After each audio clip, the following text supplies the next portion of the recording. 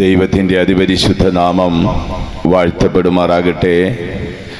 അടുത്തുമകലെയുമായിരുന്ന ഞങ്ങളുടെ ശബ്ദം ശ്രവിച്ചുകൊണ്ടിരിക്കുന്ന എല്ലാ മാന്യ ശ്രോതാക്കൾക്കും വേഗം വരുന്നവനായ യേശുക്രിസ്തുവിന്റെ നിസ്തുല്യമായ നാമത്തിൽ ഞങ്ങളുടെ സ്നേഹാവന്ദനത്തെ അറിയിച്ചു കൊള്ളുന്നു. നമ്മുടെ മീറ്റിംഗിന്റെ രണ്ടാം രാത്രിയിലേക്ക് നാം കടന്നു വന്നിരിക്കുകയാണ്. സർവശക്തനായ ദൈവം തന്റെ അദൃശ്യ ദൂതഗണവുമായി നമ്മെ അനുഗ്രഹിപ്പാൻ നമ്മുടെ മധ്യ എഴുന്നള്ളിയിരിക്കുന്നതോർത്ത് കൃപാലുവായ ദൈവത്തെ സ്തുതിക്കുന്നു. 2-3 പേർ എന്റെ നാമത്തിൽ എവിടെ കൂടിയാലും അവരുടെ മധ്യേ കടന്നു വരാം എന്നുള്ള ദൈവിക വാഗ്ദത്ത പ്രകാരം സർവശക്തനായ ദൈവം തന്റെ അദൃശ്യ ദൂതഗണവുമായി നമ്മെ അനുഗ്രഹിപ്പാൻ നമ്മുടെ മധ്യ എഴുന്നള്ളിയിരിക്കുന്നതോർത്ത് കൃപാലുവായ ദൈവത്തെ സ്തുതിക്കുക. കർത്തൃസന്നിധിയിലാഗതരായിരിക്കുന്ന എല്ലാ ദൈവമക്കളും പ്രാർത്ഥനയോടുകൂടെ ദൈവസന്നിധിയിലായിരിക്കണമേ എന്ന് അപേക്ഷിക്കുക. കഴിഞ്ഞ രാത്രിയിൽ നാം ചിന്തിച്ചുകൊണ്ടിരുന്നത് അപ്പോസ്തലനായ യോഹന്നാനിൽ കൂടെ പുതിയ നിയമ സഭയ്ക്ക് നൽകിയിട്ടുള്ള ഏക പ്രവചന പുസ്തകമായ വെളിപ്പാട് പുസ്തകത്തിലെ ഒരു വേദഭാഗമായിരുന്നല്ലോ.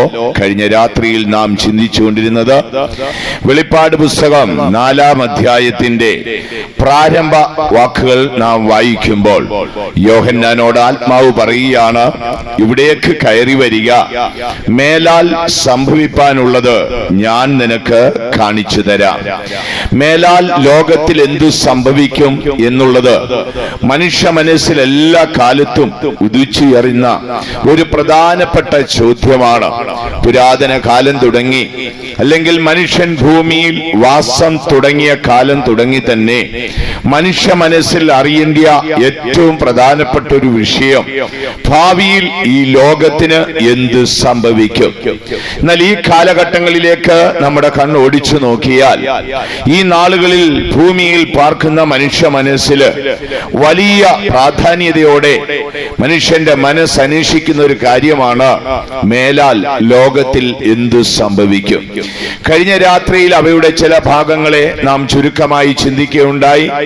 മുൻപ് നമ്മുടെ പക്കൽ ലഭിച്ചിരുന്ന പ്രചരണ മാധ്യമത്തിൽ കൂടെ ഈ വർഷത്തെ നമ്മുടെ വേദപഠന ക്ലാസുകളുടെ വിഷയം ഭാവിയിൽ ലോകത്തിൽ എന്തു സംഭവിക്കും എന്നുള്ളതിനെ കുറിച്ചായിരുന്നു. കഴിഞ്ഞ രാത്രിയിൽ അവയുടെ ചില ഭാഗം നാം ചിന്തിക്കുകയുണ്ടായി. ഭാവിയിൽ എന്താണ് ലോകത്തിൽ സംഭവിക്കാൻ പോകുന്നത് എന്ന് ബൈബിൾ പറയുന്ന ചില സത്യങ്ങളെ കഴിഞ്ഞ രാത്രിയിൽ നാം ചുരുക്കമായി ചിന്തിച്ചു. ഇന്ന് രാത്രിയിൽ വീണ്ടും നമ്മുടെ ശ്രദ്ധയെ നമുക്ക് ദൈവ വചനത്തിലേക്ക് കൊണ്ടുവരാം. സംഭവബഹുലമായ ഒരു കാലഘട്ടത്തിലാണ് ഇന്ന് ഞാനും നിങ്ങളും ജീവിക്കുന്നത്. ലോകം ആഗോളവ്യാപകമായി ലോകത്തിൽ പടർന്നു പിടിക്കുന്ന സാമ്പത്തിക തകർച്ച ലോകത്തെ വളരെയധികം പിടിച്ച് ഉലച്ചുകൊണ്ടേയിരിക്കുകയാണ്. സമ്പൽ സമൃദ്ധമായ പല രാജ്യങ്ങളും സാമ്പത്തിക തകർച്ചയുടെ പിടിയിൽ അകപ്പെട്ടിട്ട് ആ രാജ്യത്തിലെ ജനങ്ങൾക്ക് വേണ്ട ഭക്ഷണമോ പാർപ്പിടമോ തൊഴിലാളികൾക്ക് തൊഴിലോ കൊടുക്കാൻ കഴിയാതെ സമ്പൽ സമൃദ്ധമായ പല രാജ്യങ്ങളും ഇന്ന് ദാരിദ്ര്യത്തിന്റെ അടിത്തട്ടിലേക്ക് മുങ്ങിത്താഴുകയാണ്. ഈ സമൃദ്ധിയുള്ള രാജ്യങ്ങളെ ആശ്രയിച്ച് നിന്ന പല രാഷ്ട്രങ്ങളുടെയും ഗതി വളരെ ദാരുണമായി കൊണ്ടിരിക്കുന്നു എന്നുള്ളത് സത്യമാണ്. അതിലുപരിയായി ലോകത്തിൽ സകല ജാതികൾക്കിടയിലും ഒരു വലിയ ഇളക്കം സംഭവിച്ചുകൊണ്ടിരിക്കുകയാണ്. ആഭ്യന്തര കലഹങ്ങൾ പടർന്നു പിടിക്കുകയാണ്. വർഷങ്ങളായി തങ്ങളുടേതു മാത്രമാണ് രാജ്യം എന്ന് പ്രഖ്യാപിച്ച സ്വേച്ഛാധിപതിയായ പലരെയും അവരുടെ രാജസിംഹാസനത്തിൽ നിന്ന് ചുഴറ്റി എറിഞ്ഞ്, അടുത്ത കാലത്തെ പേപ്പറുകൾ നാം വായിച്ചില്ലേ, വർഷങ്ങളോളം ആഫ്രിക്കൻ രാജ്യങ്ങളെ അടയ്ക്കുവാനിരുന്ന ഗദാഫിയെ ഒരു തെരുവുനായെ തല്ലിക്കൊല്ലുന്നത് പോലെ ആ രാജ്യത്തുള്ള ജനത തല്ലിക്കൊല്ലുന്ന ആ വാർത്ത നാം വായിച്ചാൽ ഞെട്ടിപ്പോകും. വർഷങ്ങളോളം ഈജിപ്ത് ഭരിച്ച ഭരണകർത്താവ് ജയിലറകളിൽ അടയപ്പെടുന്നു. സ്വേച്ഛാധിപത്യത്തിന്റെ വേരുകൾ അല്ലെങ്കിൽ സ്വേച്ഛാധിപത്യത്തിന്റെ സിംഹാസനങ്ങളെ ചുഴറ്റി എറിഞ്ഞുകൊണ്ട് ലോകത്തിലെമ്പാടും ജനാധിപത്യത്തിന്റെ കൊടുങ്കാറ്റ് വീശിയടിക്കുക. പേർഷ്യൻ നാടുകളിലും ആഫ്രിക്കൻ നാടുകളിലും ലാറ്റിൻ അമേരിക്കൻ രാജ്യങ്ങളിലൊക്കെയും വലിയ ആഭ്യന്തര കലഹങ്ങൾ പൊട്ടിപ്പുറപ്പെടുന്നു. എന്താണ് അതിന്റെ കാരണമെന്ന് ചോദിച്ചാൽ ഇത് യാദൃശ്യമായിട്ടുള്ള സംഭവമല്ല, തിരുവെഴുത്തിന്റെ നിവൃത്തിയാണ്. ഇന്നേക്ക് 2600 വർഷങ്ങൾക്ക് മുൻപ് ബാബിലോണിയ പ്രവാസത്തിലേക്ക് പോകേണ്ടി വന്ന ദാനിയേൽ ബാബിലോണിയ രാജാവായ നെബൂഖദ്നേസറിനോട് പറഞ്ഞു, പ്രഭു, അങ്ങ് നോക്കിക്കൊണ്ടിരിക്കുമ്പോൾ അങ്ങ് കണ്ട സാമ്രാജ്യത്തിന്റെ ആ സാമ്രാജ്യ ബിംബത്തിന്റെ കാൽ പകുതി കളിമണ്ണും പകുതി ഇരുമ്പുമായിരുന്നല്ലോ. സാവകാശം ആ ഇരുമ്പ് കളിമണ്ണിനുള്ളിൽ ദ്രവിച്ചു ചേരും പോലെ ഈ കളിമണ്ണായ രാജകീയ ഭരണങ്ങൾ, സ്വേച്ഛാധിപത്യം, ഇരുമ്പായ ഈ സ്വേച്ഛാധിപത്യം അധികം വൈകുന്നതിന് മുൻപ് തന്നെ ദ്രവിച്ച് ജനാധിപത്യത്തിനുള്ളിൽ ചേരുമെന്ന് ഇന്നേക്ക് 2600 വർഷങ്ങൾക്ക് മുൻപ് പ്രവാചകനായ ദാനിയേൽ നെബൂഖദ്നേസറിനോട് പറയുക. ലോകത്തിലേക്ക് ഇന്ന് നാം കണ്ണോടിച്ചു നോക്കിയാൽ അതിലുപരിയായ അതിശക്തമായ പ്രകൃതിക്ഷോഭമാണ്. കഴിഞ്ഞ 100 വർഷത്തിന്റെ ചരിത്രം നാം തിരിഞ്ഞു പഠിച്ചാൽ ലോകം മനുഷ്യവാസം ആരംഭിച്ച കാലം തുടങ്ങിയുള്ള ചരിത്രത്തില്, അല്ലെങ്കിൽ മനുഷ്യൻ ചരിത്രം എഴുതി തുടങ്ങിയ കാലഘട്ടം വെച്ച് നാം നോക്കിയാൽ ഏറ്റവും അധികം ക്ഷാമവും ഭൂകമ്പവും പടർന്നു പിടിക്കുന്ന ഒരു നൂറ്റാണ്ടായിരുന്നു കഴിഞ്ഞ നൂറ്റാണ്ടുകൾ. ദൈവത്തിന് മഹത്വം ഉണ്ടാകട്ടെ. അതിലുപരിയായി മനുഷ്യൻ ഏറ്റവും ധാർമ്മികമായി അധപ്പതിച്ച ഒരു കാലഘട്ടത്തിലാണ് ഇന്ന് മനുഷ്യർ ജീവിക്കുന്നത്. യുദ്ധകൊതിയന്മാരായ രാജാക്കന്മാർ വലിയ ആയുധപ്പുരകൾ കൂട്ടിവെച്ചുകൊണ്ട് ലോകത്തിൽ സമാധാന പ്രഖ്യാപനം നടത്തിക്കൊണ്ടിരിക്കുകയാണ്. ലോകത്തിൽ എവിടെ നോക്കിയാലും മനുഷ്യൻ വലിയ പ്രതിസന്ധിയുടെ മുൻപിലാണ് നിൽക്കുന്നത്. എവിടേക്കാണ് ലോകം പോയിക്കൊണ്ടിരിക്കുന്നത്? കഴിഞ്ഞ രാത്രിയിൽ തിരുവെഴുത്തിന്റെ അടിസ്ഥാനത്തില് ഭാവിയിൽ എന്ത് സംഭവിക്കും എന്നുള്ളതിനെ കുറിച്ച് നാം ചുരുക്കമായി ചിന്തിക്കുകയുണ്ടായി. പത്മോസിന്റെ ഏകാന്തതയിൽ കിടക്കുന്ന യോഹന്നാനോട് ദൈവത്തിന്റെ ആത്മാവ് പറയുകയാണ്, യോഹന്നാനെ, ഇവിടേക്ക് കയറി വരുവിൻ, മേലാൽ സംഭവിപ്പാനുള്ളത് ഞാൻ നിനക്ക് കാണിച്ചു തരാം. വായിച്ചിട്ട് വെളിപ്പാട് പുസ്തകം 4-ാം അധ്യായത്തിന്റെ 1-ാം വാക്യം. അനന്തരം സ്വർഗത്തിൽ ഒരു വാതിൽ തുറന്നിരിക്കുന്നത് ഞാൻ കണ്ടു. അനന്തരം സ്വർഗത്തിൽ ഒരു വാതിൽ തുറന്നിരിക്കുന്നത് ഞാൻ കണ്ടു. കാഹളനാദം പോലെ എന്നോട് സംസാരിച്ചു കേട്ട ആദ്യത്തെ ശബ്ദം എന്നോട്, ആ ശബ്ദം എന്നോട്, ഇവിടെ കയറി വരിക, ഇവിടേക്ക് കയറി വരിക, മേലാൽ സംഭവിപ്പാനുള്ളത് ഞാൻ നിനക്ക് കാണിച്ചു തരാം എന്ന് കൽപ്പിച്ചു. ദൈവത്തിന് മഹത്വം ഉണ്ടാകട്ടെ.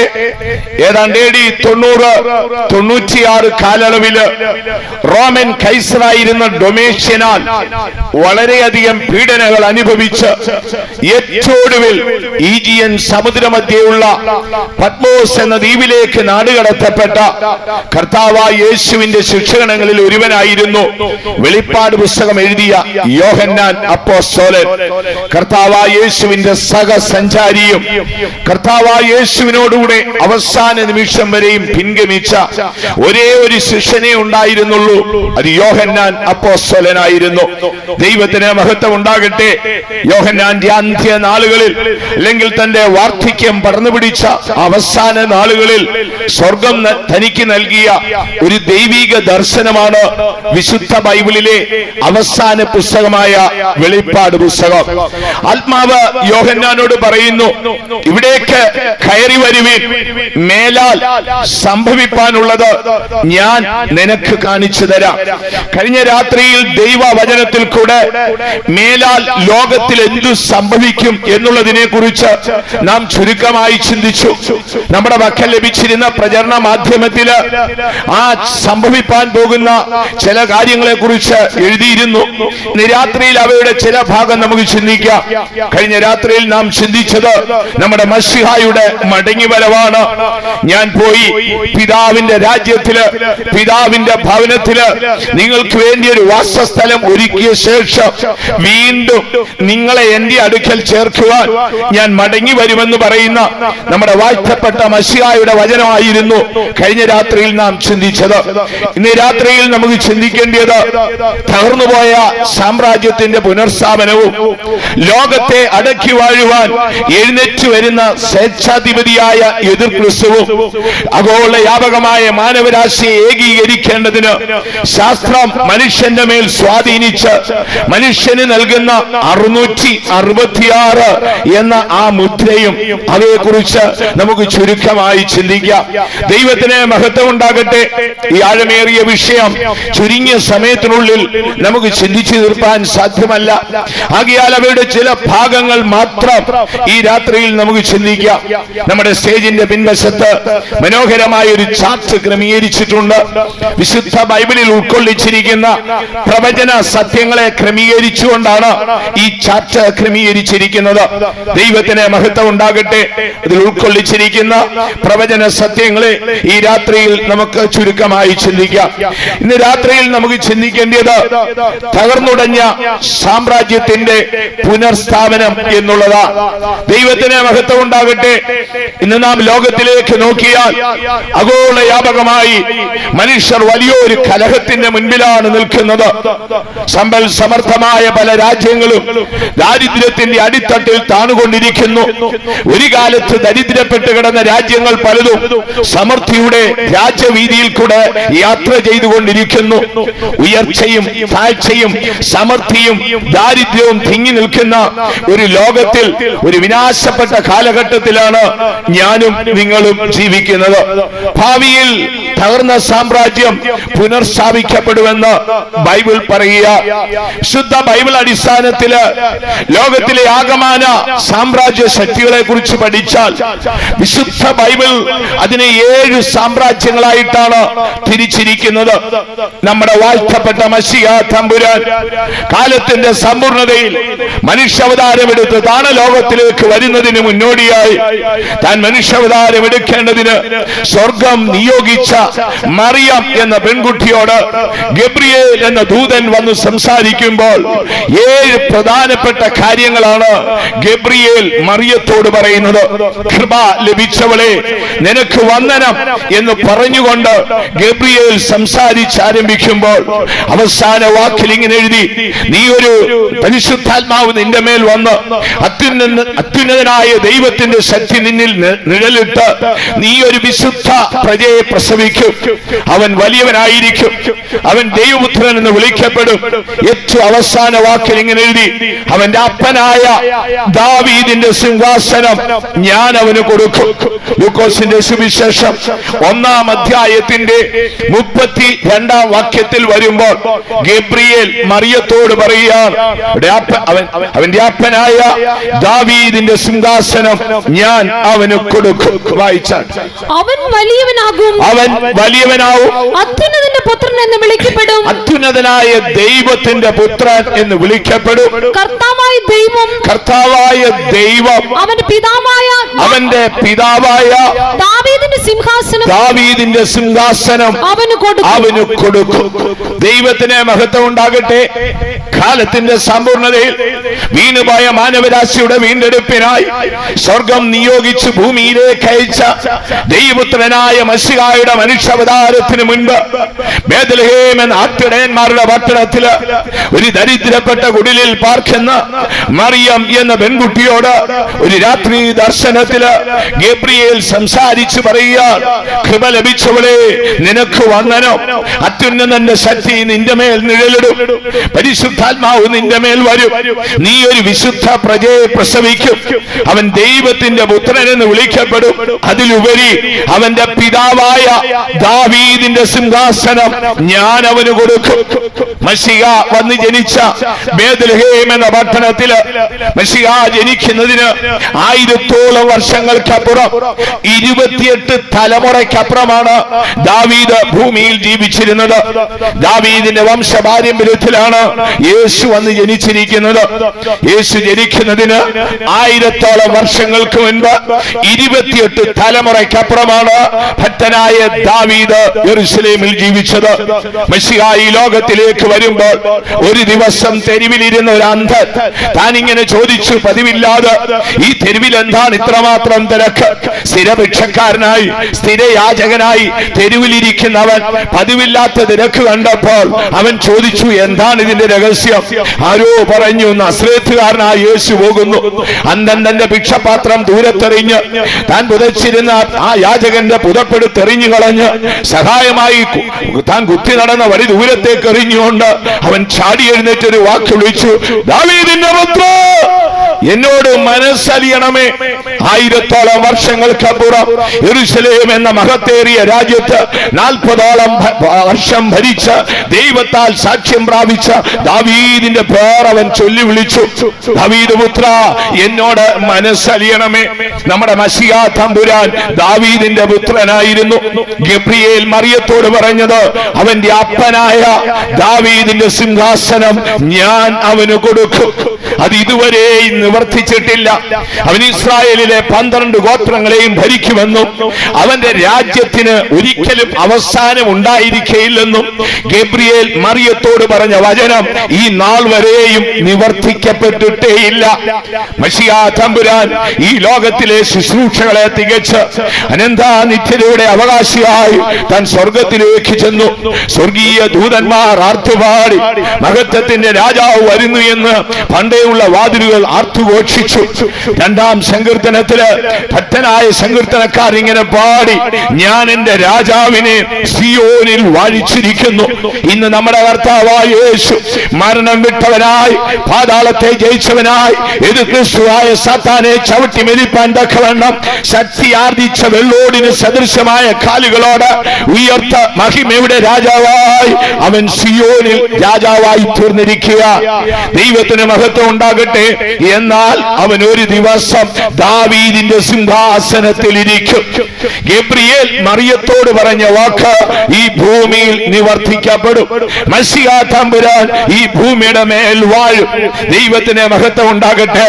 ഇന്ന് ലോകത്തിലേക്ക് നാം കണ്ണോടിച്ചാല് ഈ ലോകത്തിലെ സകല സാമ്രാജ്യങ്ങളുടെ പിന്നിലും സകല ഭരണകൂടങ്ങളുടെ പിന്നിലും സകല ഭരണകർത്താക്കന്മാരുടെ പിന്നിലും സർവശക്തനായ ദൈവം തമ്പുരാന്റെ കരമുണ്ട്. വിശുദ്ധ തിരുവെഴുത്ത് നാം പഠിക്കുമ്പോൾ പ്രവചനങ്ങൾ പല നിലവാരത്തിലുണ്ട്.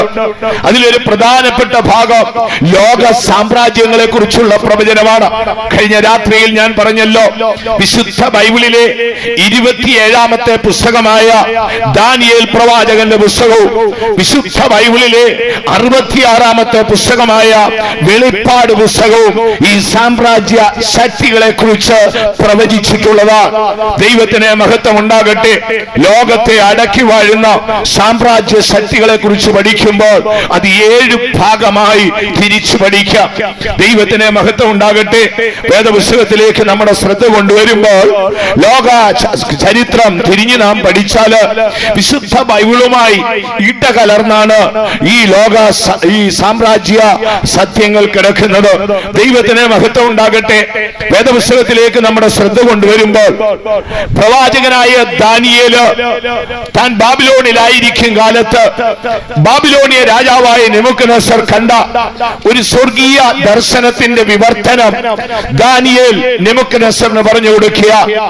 ഏറിയ വർഷത്തിന് ശേഷം ദാനിയേൽ അതുപോലെ മറ്റൊരു ദർശനം കാണുക. ആ പ്രവാചകനായ ദാനിയേൽ കണ്ടതും ബാബിലോണിയ രാജാവായ നെബൂഖദ്നേസർ കണ്ടതുമായ ആ ദർശനത്തിന്റെ രൂപമാണ് ഈ ചാർട്ടിന്റെ ആ ഭാഗത്തായി ക്രമീകരിച്ചിരിക്കുന്നത്. ദൈവത്തിന് മഹത്വം ഉണ്ടാകട്ടെ. ഇവിടേക്ക് നാം നമ്മുടെ ശ്രദ്ധയെ കൊണ്ടുവന്നാൽ ഇവിടെ നമുക്ക് കാണാൻ കഴിയുന്നത് ദാനിയേൽ പ്രവചനം 2-ാം അധ്യായത്തിലേക്ക് വരുമ്പോൾ ബാബിലോണിലേക്ക് പ്രവാസിയായി പോയ ദാനിയേൽ നെബൂഖദ്നേസറിനോട് പറയുകയാണ്, മുഴു ലോകത്തിന്റെയും ആധിപത്യം വെട്ടിപ്പിടിച്ചുകൊണ്ട് സ്വയം മഹാൻ എന്ന് പ്രഖ്യാപിച്ച് ഒരു രാത്രിയിൽ തന്റെ അരമനയിൽ ഉറങ്ങുന്ന മഹാനായ ബാബിലോണിയ രാജാവ് നെബൂഖദ്നേസർ ആ രാത്രിയിൽ ഒരു ദർശനം കണ്ടു. ദർശനത്തിന്റെ ഭീകരതയിൽ താൻ ഞെട്ടിവിറച്ചു. പ്രഭാതത്തിന് മുൻപ് തന്നെ തന്റെ ദർശനം മറന്നുപോയി. നെബൂഖദ്നേസർ ഏറ്റവും ഭയപ്പെട്ടുപോയി. താൻ അന്ന് മുഴു യൂറോപ്പിനെയും ആഫ്രിക്കയെയും അതുപോലെ തന്നെ ഏഷ്യൻ ഭൂഖണ്ഡത്തെയും അടക്കി വാഴുകയാണ്. പുരാതന ബാബിലോണാണ് ഇന്നത്തെ ഇറാഖായി നാം കാണപ്പെടുന്നത്. ദൈവത്തിന് മഹത്വം ഉണ്ടാകട്ടെ. ആ പുരാതന ബാബിലോണിലേക്ക് ഇസ്രായേലിന് പ്രവാസിയായി പോയ ഈ പ്രവാചകനായ ദാനിയേൽ ഈ നെബൂഖദ്നേസർ എന്ന രാജാവിന്റെ ദർശനം വിവർത്തരിച്ചു കൊടുക്കുന്ന ഒരു ഭാഗം നമുക്ക് കാണാം.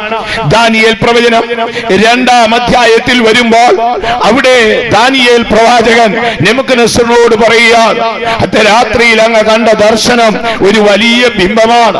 സമ്മിശ്ര ലോകങ്ങളാൽ സൃഷ്ടിച്ച ഒരു സാമ്രാജ്യ ബിംബമാണ് അങ്ങ് കണ്ടത്.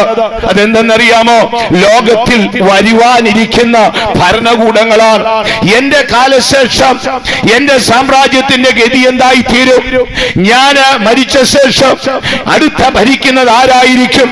ഈ ചോദ്യത്തിന്റെ മുൻപിൽ നെബൂഖദ്നേസർ രാജാവ് വ്യാകുലപ്പെടുമ്പോൾ സർവശക്തനായ ദൈവം തമ്പുരാൻ താൻ ഈ ലോകത്തിന്റെ ദൈവമാണെന്നും സകല സൃഷ്ടികളും തന്റേത് മാത്രമാണെന്നും ലോകം ആര് ഭരിക്കണം, ആരുടെ സാമ്രാജ്യം നിലനിൽക്കണം, ഇതെല്ലാം ദൈവത്തിന്റെ പദ്ധതി മാത്രമാണെന്നും ബോധ്യപ്പെടുത്തുവാൻ ബാബിലോണിയ രാജാവിന് ഒരു സ്വർഗീയ ദർശനം കൊടുക്കുകയാണ്. ആ ദർശനത്തിന്റെ രൂപമാണ് നാം ഇവിടെ കാണപ്പെടുന്നത്. ദൈവത്തിന് മഹത്വം ഉണ്ടാകട്ടെ. തിരുവഴുത്തിലേക്ക് നമ്മുടെ ശ്രദ്ധയെ കൊണ്ടുവരുമ്പോൾ ഇവിടെ നമുക്കൊരു മനോഹരമായ സാമ്രാജ്യ ബിംബത്തിന്റെ രൂപം ദാനിയേൽ പ്രവാചകന്റെ പുസ്തകം 2-ാം അധ്യായത്തിൽ കാണാം. ഇവിടെ ബാബിലോണിയ രാജാവായ നെബൂഖദ്നേസർ തന്റെ പള്ളിമെത്തയിൽ ഉറങ്ങുന്ന ഒരു പടം വരച്ചിരിക്കുന്നു.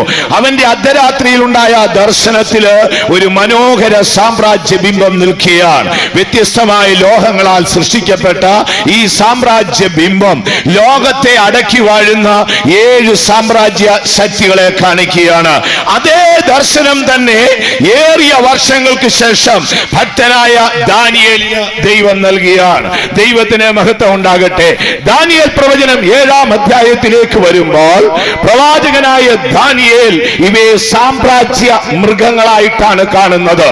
മഹാനായ നെബൂഖദ്നേസർ ഇതിനെ ഒരു സാമ്രാജ്യ ബിംബമായി കാണുമ്പോൾ പ്രവാചകനായ ദാനിയേലിനെ ഒരു സാമ്രാജ്യ മൃഗങ്ങളായി കാണുകയാണ്.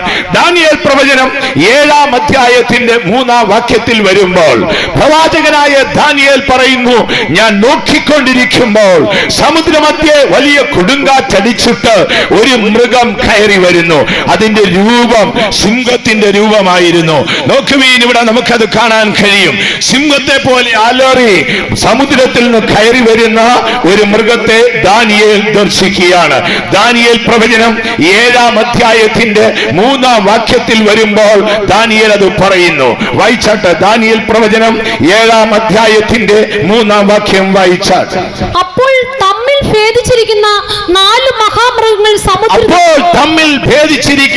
4 മഹാമൃഗങ്ങൾ സമുദ്രത്തിൽ നിന്ന് കയറി വരുന്നത് ഞാൻ കണ്ടു. ഒന്നാമത്തേത് സിംഹത്തോട് സദൃശം. ഒന്നാമത്തെ മൃഗം സിംഹത്തോട് സദൃശമായ മൃഗമാണ്. ദൈവത്തിന് മഹത്വം ഉണ്ടാകട്ടെ. ഞാൻ പറഞ്ഞല്ലോ, ദാനിയേൽ പ്രവചനം 2-ാം അധ്യായത്തിൽ ബാബിലോണിയ രാജാവായ നെബൂഖദ്നേസർ കണ്ട ആ സാമ്രാജ്യ ബിംബത്തിന്റെ അതേ രൂപത്തിൽ തന്നെ ഭൂമിയിൽ വാഴുവാൻ എഴുന്നേറ്റ് വരുന്ന സാമ്രാജ്യ ശക്തികളെ കുറിച്ച് പ്രവാചകനായ ദാനിയേലിന് ദൈവം ഒരു അത്ഭുത ദർശനം നൽകിയാൽ ദാനിയേൽ പറയുന്നു, ഞാൻ നോക്കിക്കൊണ്ടിരിക്കുമ്പോൾ സമുദ്രത്തിൽ നിന്ന് 4 മൃഗങ്ങൾ കയറി വരുന്നു. ഒന്നാമത് ലോകത്തെ അടക്കി വാണിരുന്ന സാമ്രാജ്യ ശക്തിയായ ബാബിലോണിയരായിരുന്നു. ദൈവത്തിന് മഹത്വം ഉണ്ടാകട്ടെ. ഏതാണ്ട് BC 606 തുടങ്ങി BC 538 വരെ ഈ ലോകം അടക്കി വാണിരുന്നത് ബാബിലോണിയ സാമ്രാജ്യമായിരുന്നു. അതിശക്തരായ 3 ഭരണകർത്താക്കന്മാർ ബാബിലോണിൽ എഴുന്നേറ്റു വന്നിരുന്നു. പൊന്നുകൊണ്ടുള്ള നഗരമെന്നും അലറി വിളിക്കുന്ന സിംഹമെന്നൊക്കെയുമാണ് പ്രവാചകനായ യിരെമ്യാവ് ഈ നെബൂഖദ്നേസറിനെ അല്ലെങ്കിൽ ബാബിലോണിയ സാമ്രാജ്യത്തെ വിശേഷിപ്പിച്ചിരിക്കുന്നത്. ദൈവത്തിന് മഹത്വം ഉണ്ടാകട്ടെ. ലോകം അവർ അടക്കി വാണിരുന്നു. മനുഷ്യൻ കാലുകുത്തിയ സകല ഭൂമിയുടെ അധികാരിയായി മഹാനായ നെബൂഖദ്നേസറും അവന്റെ ശേഷം ബേൽശസ്സറും തുടങ്ങിയ ശക്തരായ ചില ചക്രവർത്തിമാർ ബാബിലോണിൽ വാണിരുന്നു. ഏറിയ വർഷം അവർ നിലനിന്നു. നിന്നിരുന്നില്ല. ചുരുങ്ങിയ കാലത്തിനുള്ളിൽ ആ സാമ്രാജ്യ ശക്തി അധപ്പതിച്ചുപോയി. ലോകത്തിലെ അത്ഭുതങ്ങളിൽ വലിയ അത്ഭുതമായിരുന്നു ബാബിലോണിയ സാമ്രാജ്യത്തിന്റെ കോട്ടകൾ. അതിമഹത്തേറിയ കോട്ടകൾ കെട്ടിയുറപ്പിച്ച് ലോകം അടക്കിവാണ് ഒരു മഹാനായിരുന്നു മഹാനായ നെബൂഖദ്നേസർ. ഈ നെബൂഖദ്നേസറിന്റെ പാരമ്പര്യം നാം പഠിച്ചാൽ ബൈബിൾ നിമ്രോദ് എന്നൊരു പരാക്രമിയെ കുറിച്ച് പറഞ്ഞിട്ടുണ്ട്. ലോകത്തിൽ ആദ്യമായി സാമ്രാജ്യ കോട്ടകൾ കെട്ടിയുണ്ടാക്കിയത് രണ്ടുപേരാണ്. അശൂർ എന്ന് പറയുന്ന ഒരുവൻ നിനവേ എന്നൊരു പട്ടണവും, നിമ്രോദ് എന്ന് പേരുള്ള ഒരുവൻ ബാബേൽ എന്നൊരു കോട്ടയും കെട്ടിയുണ്ടാക്കി. എന്നാൽ പിൽക്കാലത്ത് അശൂർ ബാബേലിനുള്ളിൽ ലയിച്ചു ചേരുകയുണ്ടായി.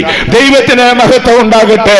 അങ്ങനെ ബാബിലോണിയ സാമ്രാജ്യം ഭൂമിയിൽ ചുരുങ്ങിയ വർഷം ഭരിച്ചു. അതിനുശേഷമായി ദാനിയേൽ കാണുന്ന മറ്റൊരു മൃഗത്തെ നമുക്ക് കാണാം. ദാനിയേൽ പ്രവചനം 7-ാം അധ്യായത്തിന്റെ 5-ാം വാക്യത്തിൽ വരുമ്പോൾ ദാനിയേൽ മറ്റൊരു മൃഗത്തെ കാണുന്നു. ദാനിയേൽ പറയുന്നത്, ഞാൻ നോക്കിക്കൊണ്ടിരിക്കുമ്പോൾ കരടിക്ക് തുല്യമായ ഒരു മൃഗം സമുദ്രത്തിൽ നിന്ന് കയറി വരുന്നു. അതിന്റെ ഒരു പാർശ്വം അത് പൊക്കിപ്പിടിച്ചിട്ടുണ്ട്.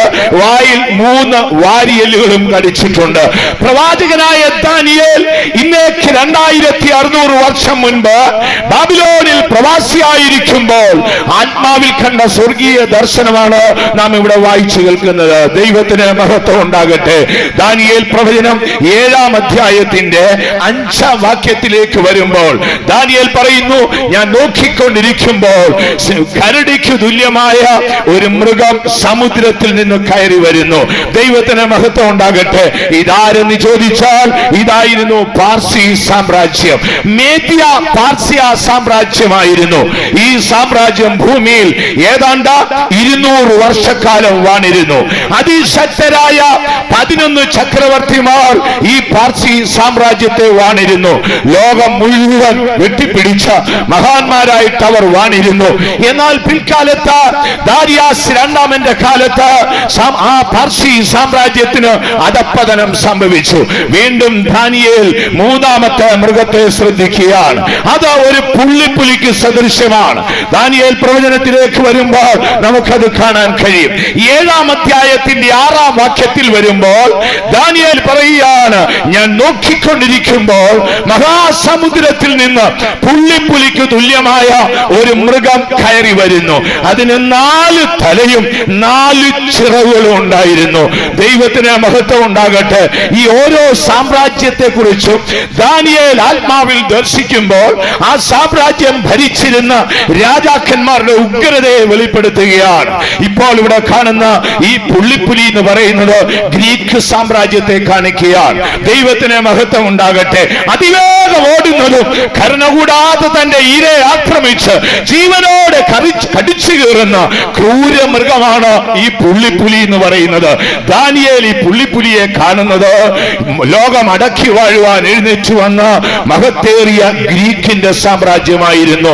മേദ്യ പാർസ്യയുടെ തകർച്ചയ്ക്ക് ശേഷമായി ലോകത്തിൽ രംഗപ്രവേശനം ചെയ്ത ഏറ്റവും അതിശക്തമായ സാമ്രാജ്യങ്ങളിൽ ഒന്ന് ഗ്രീക്കിന്റെ സാമ്രാജ്യമായിരുന്നു. മാക്സിഡോണിയയിലെ രാജാവായ ഫിലിപ്പിന്റെ ആദ്യ ഭാര്യയായ ഒളിമ്പിയാസിന്റെ സന്തതിയായിട്ടാണ് ലോകത്തിൽ മഹാനായ അലക്സാണ്ടർ ജനിച്ചത്. പില്ലിയോ എന്നൊരു ഗ്രാമത്തിലായിരുന്നു തന്റെ ജനന സ്ഥലം. തന്റെ ഗുരു എന്ന് പറയുന്നത് ലോക പ്രശസ്തനായ അരിസ്റ്റോട്ടായിരുന്നു. ബാല്യകാലത്തിൽ തന്നെ താൻ സകല യുദ്ധ വിദ്യകളും അഭ്യസിച്ചു. എന്നാൽ തന്റെ 19-ാമത്തെ വയസ്സിൽ കിരീടാവകാശത്തെ ചൊല്ലി തന്റെ രാജ്യത്തിൽ ഉണ്ടായ തർക്കത്താൽ താൻ തന്റെ അപ്പനായ ഫിലിപ്പിനോട് പിണങ്ങി തന്റെ ജീവന് സംരക്ഷിപ്പാൻ ആ രാജ്യം യോഗ്യമല്ല എന്ന് കണ്ട് അലക്സാണ്ടർ അവിടെ നിന്ന് യാത്ര തിരിക്കുകയാണ്.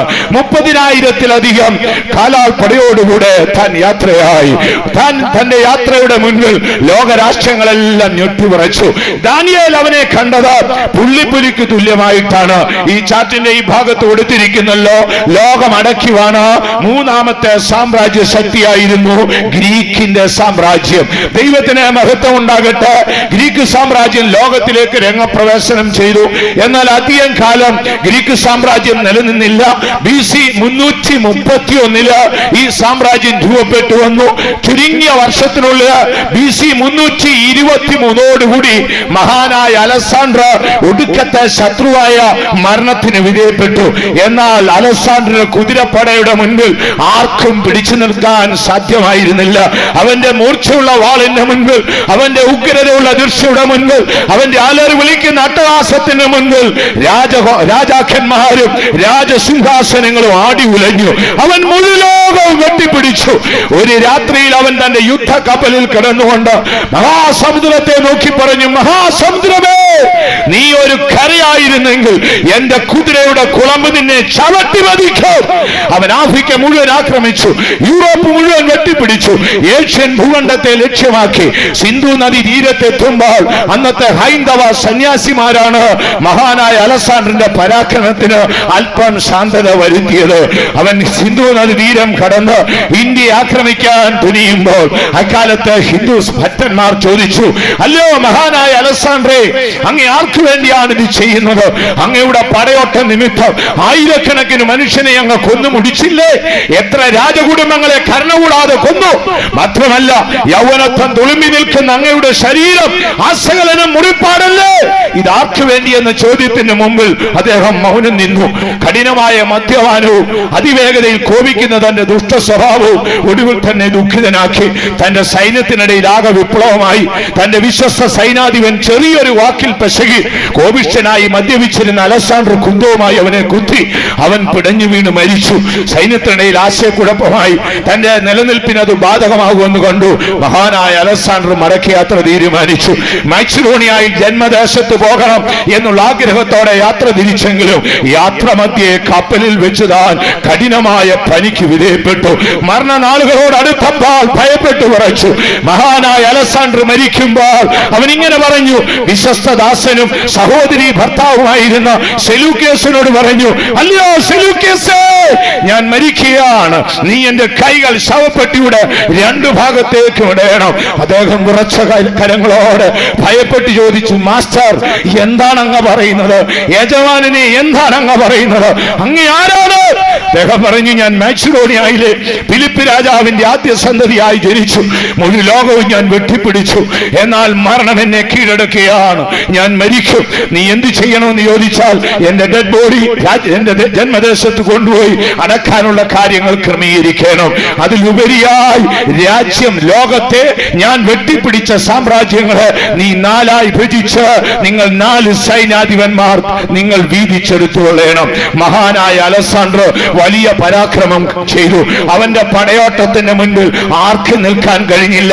200 വർഷത്തോളം ലോകത്തെ അടക്കിവാണ് കരടിക്ക് തുല്യമായ പാർസി സാമ്രാജ്യത്തിലെ അവസാന രാജാവായ ദാരിയാസ് രണ്ടാമനെ അറബല്യയിൽ വെച്ച് നടന്ന അതിമഹത്തേറിയ യുദ്ധത്തില് ഗ്രീക്കിന്റെ ഭരണകർത്താക്കളിൽ ഒരുവനായ അലക്സാണ്ടർ കീഴടക്കിക്കൊണ്ടാണ് ഗ്രീക്ക് സാമ്രാജ്യം ലോകത്തിൽ രംഗപ്രവേശനം ചെയ്തത്. ദാനിയേൽ ഇവനെ കണ്ടിരിക്കുന്നത് ഒരു പുള്ളിപ്പുലിക്ക് തുല്യമാണ്. വായിച്ചാട്ട് ദാനിയേൽ പ്രവചനം 7-ാം അധ്യായത്തിന്റെ 6-ാം വാക്യം വായിച്ചാൽ, പിന്നെ പുള്ളിപ്പുലിക്ക് സദൃശമായ മറ്റൊന്നിനെ കണ്ടു. അതിന്റെ മുതുകത്ത് പക്ഷിയുടെ 4 ചിറകുണ്ടായിരുന്നു, മൃഗത്തിന് 4 തലയും ഉണ്ടായിരുന്നു. അതിന് ആധിപത്യം ലഭിച്ചു. ദൈവത്തിന് മഹത്വം ഉണ്ടാകട്ടെ. ദാനിയേൽ ഇപ്പോൾ പറയാൻ, ഞാൻ നോക്കിക്കൊണ്ടിരിക്കുമ്പോൾ പുള്ളിപ്പുലിക്ക് തുല്യമായ ഒരു മൃഗം കയറി വരുന്നു. 4 ചിറകുകളും 4 തലയും ഉണ്ടായിരുന്നു. ദൈവത്തിന് മഹത്വം ഉണ്ടാകട്ടെ.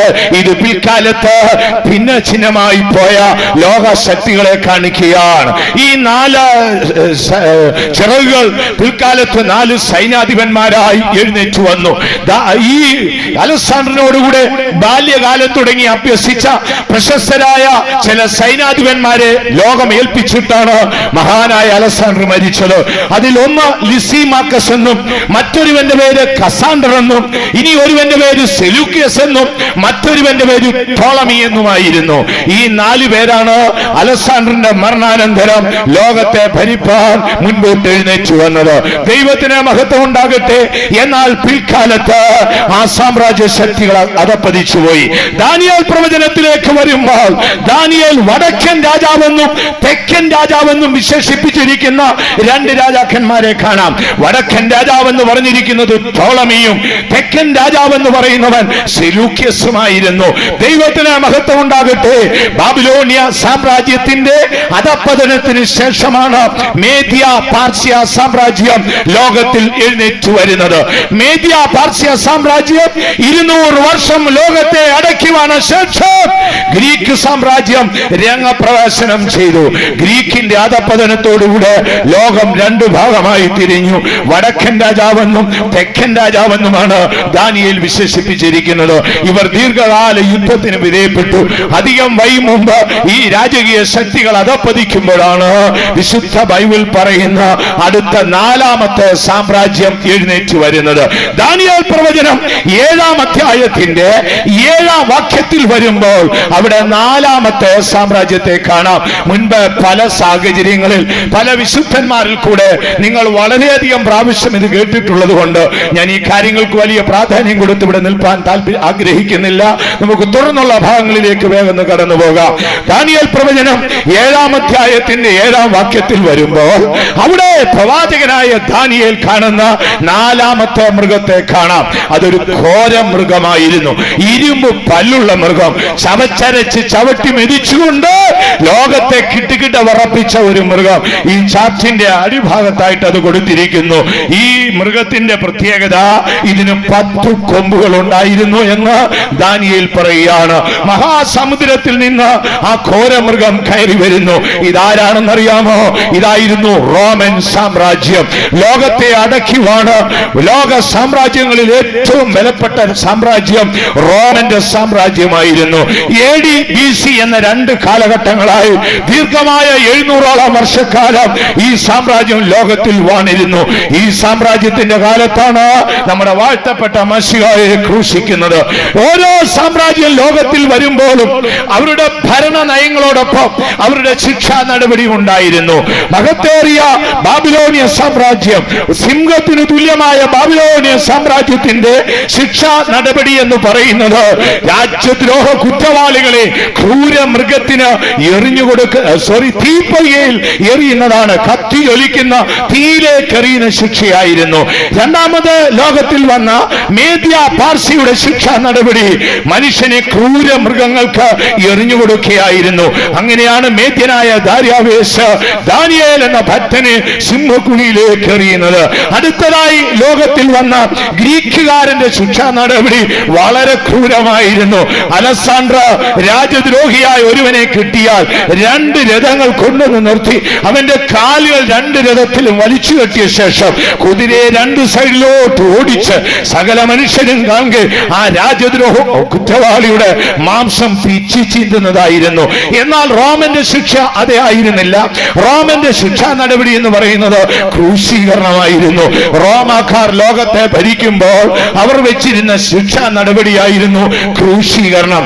എബ്രായ ഭാഷയിൽ ഇതിനെ ലാബൂർ എന്നും ഈത്തല എന്നും ഗ്രീക്ക് ഭാഷയിൽ ഇതിന് ലാബൂർ എന്നുമാണ് കൊടുത്തിരിക്കുന്നത്. ദൈവത്തിന് മഹത്വം ഉണ്ടാകട്ടെ. റോമാക്കാർ ലോകത്തെ അടക്കി വാഴുമ്പോൾ അവർ വെച്ചിരുന്ന ശിക്ഷാ നടപടിയാണ് ക്രൂശീകരണത്തിന്റെ. നമ്മുടെ വാഴ്ത്തപ്പെട്ട മശിഹാ തമ്പുരാന് റോമന്റെ ശിക്ഷാ നടപടി അനുസരിച്ചാണ് ആകാശത്തിനും ഭൂമിക്കും മധ്യേ ക്രൂശിച്ചത്. ദൈവത്തിന് മഹത്വം ഉണ്ടാകട്ടെ. ഇത് 4ാമത്തെ സാമ്രാജ്യ ശക്തിയായിരുന്നു. ലോകം ആകമാനം അടക്കിവാണ 4 സാമ്രാജ്യ ശക്തിയുണ്ട്. ഒന്നാമത്തേത് ബാബിലോണിയർ. ചുരുങ്ങിയ കാലത്തിനുള്ളിൽ അവർ അധപ്പതിച്ചുപോയി. അവരുടെ തകർച്ചയ്ക്ക് ശേഷമായി രണ്ടാമതായി ദാനിയേൽ കണ്ട കരടി, അതാണ് മേദ്യ പാർസ്യ സാമ്രാജ്യം. അവരുടെ അധപ്പതനത്തിന് ശേഷമാണ് ദാനിയേൽ കണ്ട 3ാമത്തെ മൃഗമായ പുള്ളിപ്പുലിയായ ഗ്രീക്ക് സാമ്രാജ്യം. അവന്റെ തകർച്ചയ്ക്ക് ശേഷമായി ലോകത്തെ അടക്കിവാണ് ഏറ്റവും ക്രൂര സാമ്രാജ്യങ്ങളിൽ ഒന്ന് റോമന്റെ സാമ്രാജ്യമായിരുന്നു. റോമൻ ദീർഘകാലം ഭൂമിയെ വാണിരുന്നു. എന്നാൽ പിൽക്കാലത്ത് ഈ റോമൻ രണ്ടായി പിരിഞ്ഞു. നെബൂഖദ്നേസർ രാജാവ് കണ്ട സാമ്രാജ്യ ബിംബത്തിന്റെ കാൽഭാഗത്തേക്ക് വന്നാൽ ഇടതുകാലും വലതുകാലും എന്ന ആ ദർശനത്തിന്റെ ഭാഗം പോലെ പാശ്ചാത്യ റോമനും പൗരസ്ത്യ റോമനും എന്ന് റോമൻ രണ്ടായി പിരിഞ്ഞു. പിന്നീട് ഈ ലോകത്തെ അടക്കി വാഴുവാൻ ആർക്കും കഴിഞ്ഞിട്ടില്ല. ലോകത്തെ അടക്കി വാഴുവാനുള്ള ആവേശം പിൽക്കാലത്ത് പലർക്കും ഉണ്ടായിട്ടുണ്ട്. എന്നാൽ ഇന്നുവരെയും ലോകത്തെ ലോകത്തെ മുഴുവനും കൂടെ ഒരു ഭരണകൂടത്തിന്റെ കീഴിൽ കൊണ്ടുവരുവാൻ ആരെ കൊണ്ടും കഴിഞ്ഞിട്ടില്ല. അതിനുശേഷം ലോകത്തിലെ പ്രശസ്തരായ പലരും എഴുന്നേറ്റ് വന്ന് ലോകമടക്കി വാഴുവാൻ താല്പര്യപ്പെട്ടിരുന്നു. ദൈവത്തിന് മഹത്വം ഉണ്ടാകട്ടെ. ദൈവം തമ്പുരാൻ അത് അനുവദിച്ചിട്ടില്ല. കഴിഞ്ഞ കാല ചരിത്രം തിരിഞ്ഞു നോക്കി പഠിച്ചാൽ തന്നെ ലോകത്തിൽ എത്രയോ വലിയ മഹാന്മാർ എഴുന്നേറ്റ് വന്നിരുന്നു. ഈ ചാർച്ചിൽ അവരുടെ ചില പടങ്ങൾ കൊടുത്തിട്ടുണ്ട്. അതിലൊന്നായിരുന്നു റോമിലെ കൈസർമാർ. റോമൻ സാമ്രാജ്യത്തിന്റെ തകർച്ചയുടെ അനന്തരമായി ആ റോമിൽ നിന്ന് പല കൈസർമാരും ഏകമായി എഴുന്നേറ്റ് വന്ന് ലോകം അടക്കി വാഴാൻ അവർ ശ്രമിച്ചിരുന്നു. പക്ഷേ അത് ജയിച്ചില്ല. ദൈവത്തിന്റെ ഹിതമല്ലാകിയാൽ ആ സാമ്രാജ്യങ്ങളൊന്നും ഭൂമിയിൽ സ്ഥാപിക്കുവാൻ അവരെ കൊണ്ട് കഴിഞ്ഞില്ല. അതിനുശേഷമായി ലോകത്തിൽ പല ശക്തികളും എഴുന്നേറ്റ് വന്നു. ദൈവത്തിന് മഹത്വം ഉണ്ടാകട്ടെ. തിരുവെഴുത്തിലേക്ക് നമ്മുടെ ശ്രദ്ധ കൊണ്ടുവന്നാൽ നമുക്കത് കാണാൻ കഴിയും. ലോകത്തിൽ പല വൻകിട ശക്തികള് ലോകത്തെ ആഗോള വ്യാപകമായി സ്വാധീനിക്കുവാൻ ശ്രമിച്ചവരുണ്ട്. ദൈവത്തിന് മഹത്വം ഉണ്ടാകട്ടെ. അതിലൊന്നായിരുന്നു റോമൻ കൈസറുമാർ. അതിശക്തരായ കൈസറുമാർ എഴുന്നേറ്റ് വീണ്ടും ലോകത്തെ ഏകീകരിക്കാൻ നോക്കി. പക്ഷേ അവരുടെ കൊടുങ്കാറ്റുകളൊന്നും പർവ്വതങ്ങളെ കുലുക്കുവാൻ കഴിയാതെ അവരുടെ പ്രാപ്തിയെല്ലാം അസ്തമിച്ചുപോയി. അതിനുശേഷമാണ് ബ്രിട്ടീഷുകാർ ലോകത്തെ വാഴുവാൻ ആഗ്രഹിച്ചു. ബ്രിട്ടീഷുകാർ സൂര്യൻ അസ്തമിക്കാത്ത നാട് എന്നാണ് ലോക ചരിത്രകാരന്മാർ ബ്രിട്ടീഷുകാരെ വിശേഷിപ്പിച്ചിരുന്നത്. അവർ ലോകം മുഴുവൻ യാത്ര ചെയ്ത് അവരുടെ തന്ത്രം ഉപയോഗിച്ച് അവർ രാജാക്കന്മാരെ കീഴടക്കി. നമ്മുടെ ഭാരതത്തിൽ തന്നെ ദീർഘമായ 200 വർഷക്കാലം ബ്രിട്ടീഷുകാർ ഭരണം നടത്തി. ദൈവത്തിന് മഹത്വം ഉണ്ടാകട്ടെ. ഈസ്റ്റ് ഇന്ത്യ 200 വർഷമാണ് ഇന്ത്യയിൽ ഭരണം നടത്തിയത്. ബ്രിട്ടീഷുകാർ അവരുടെ കോളനി വാഴ്ചയുടെ വലിയ ആഗ്രഹത്തോടെ യാത്ര ചെയ്തെങ്കിലും ലോകം മുഴുവൻ വെട്ടിപ്പിടിപ്പാൻ അവരെ കൊണ്ട് കഴിഞ്ഞില്ല.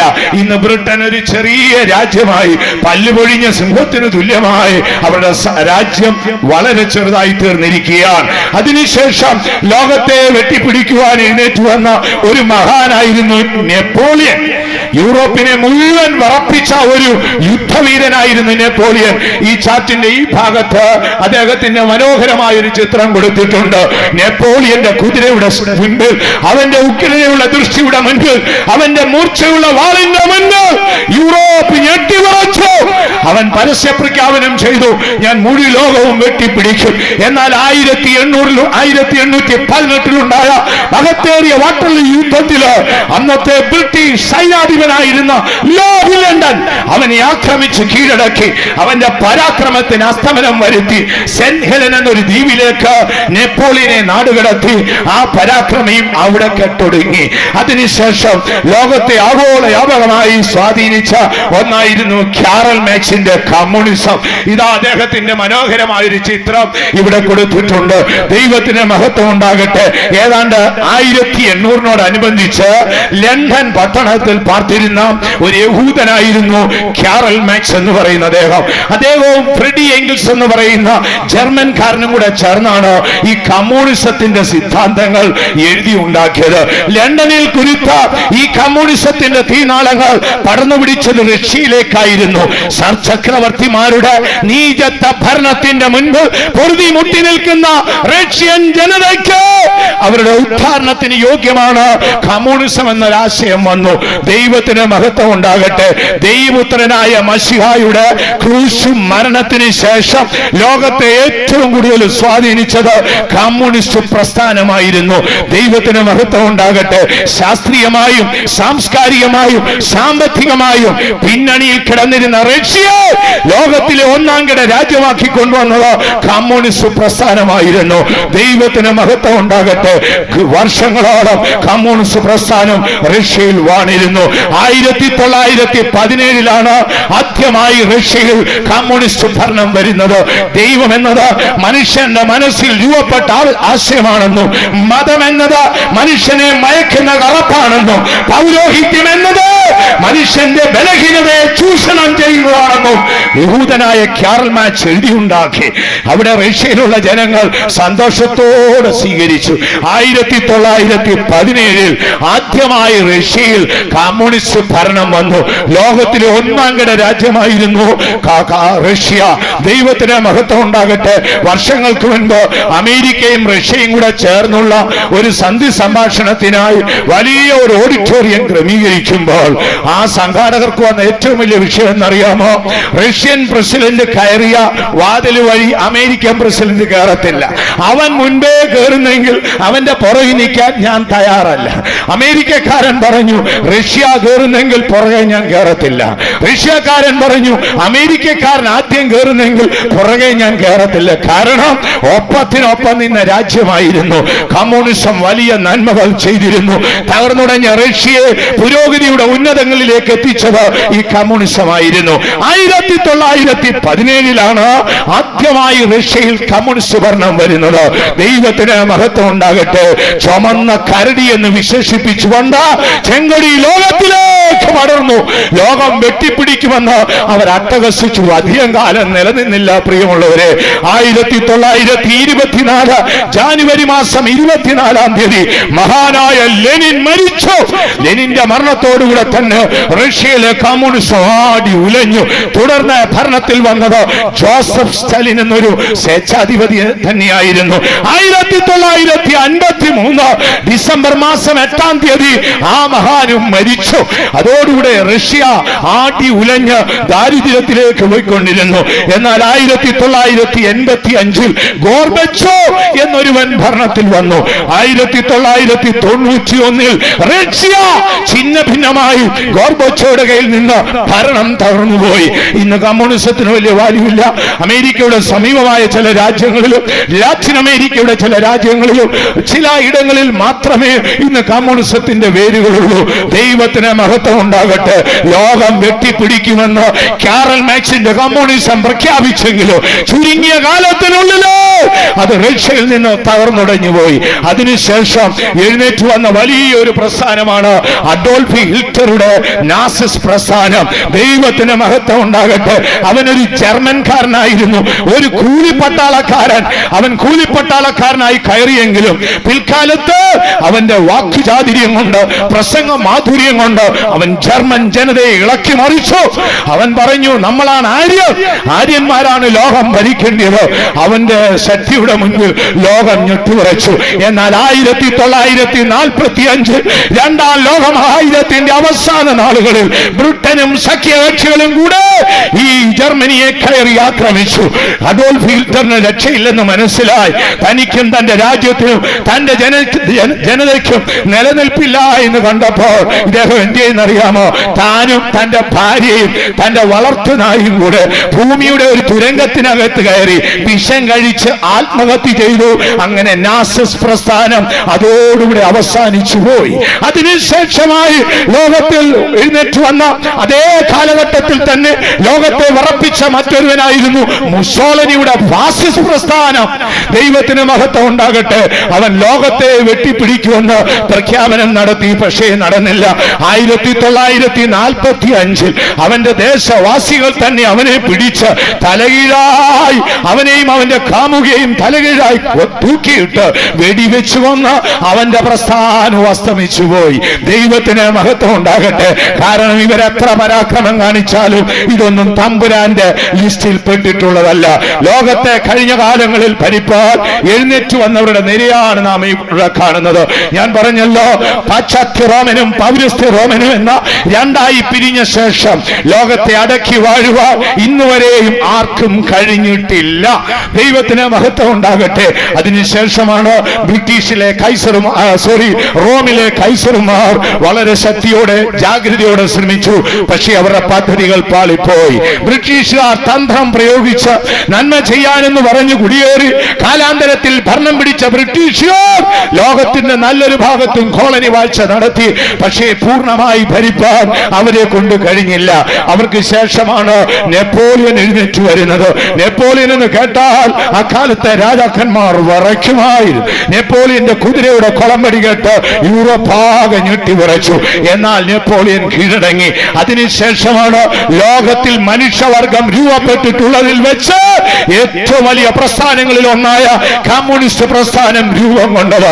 ചുമന്ന കരടിയെ നലറിയ കമ്മ്യൂണിസ്റ്റ് കാലാന്തരത്തിൽ പല്ലുപൊഴിഞ്ഞ് ജടപൊഴിഞ്ഞ സിംഹത്തെ പോലെ ബലഹീനപ്പെട്ട അങ്ങിങ്ങായിട്ട് ഒതുങ്ങി.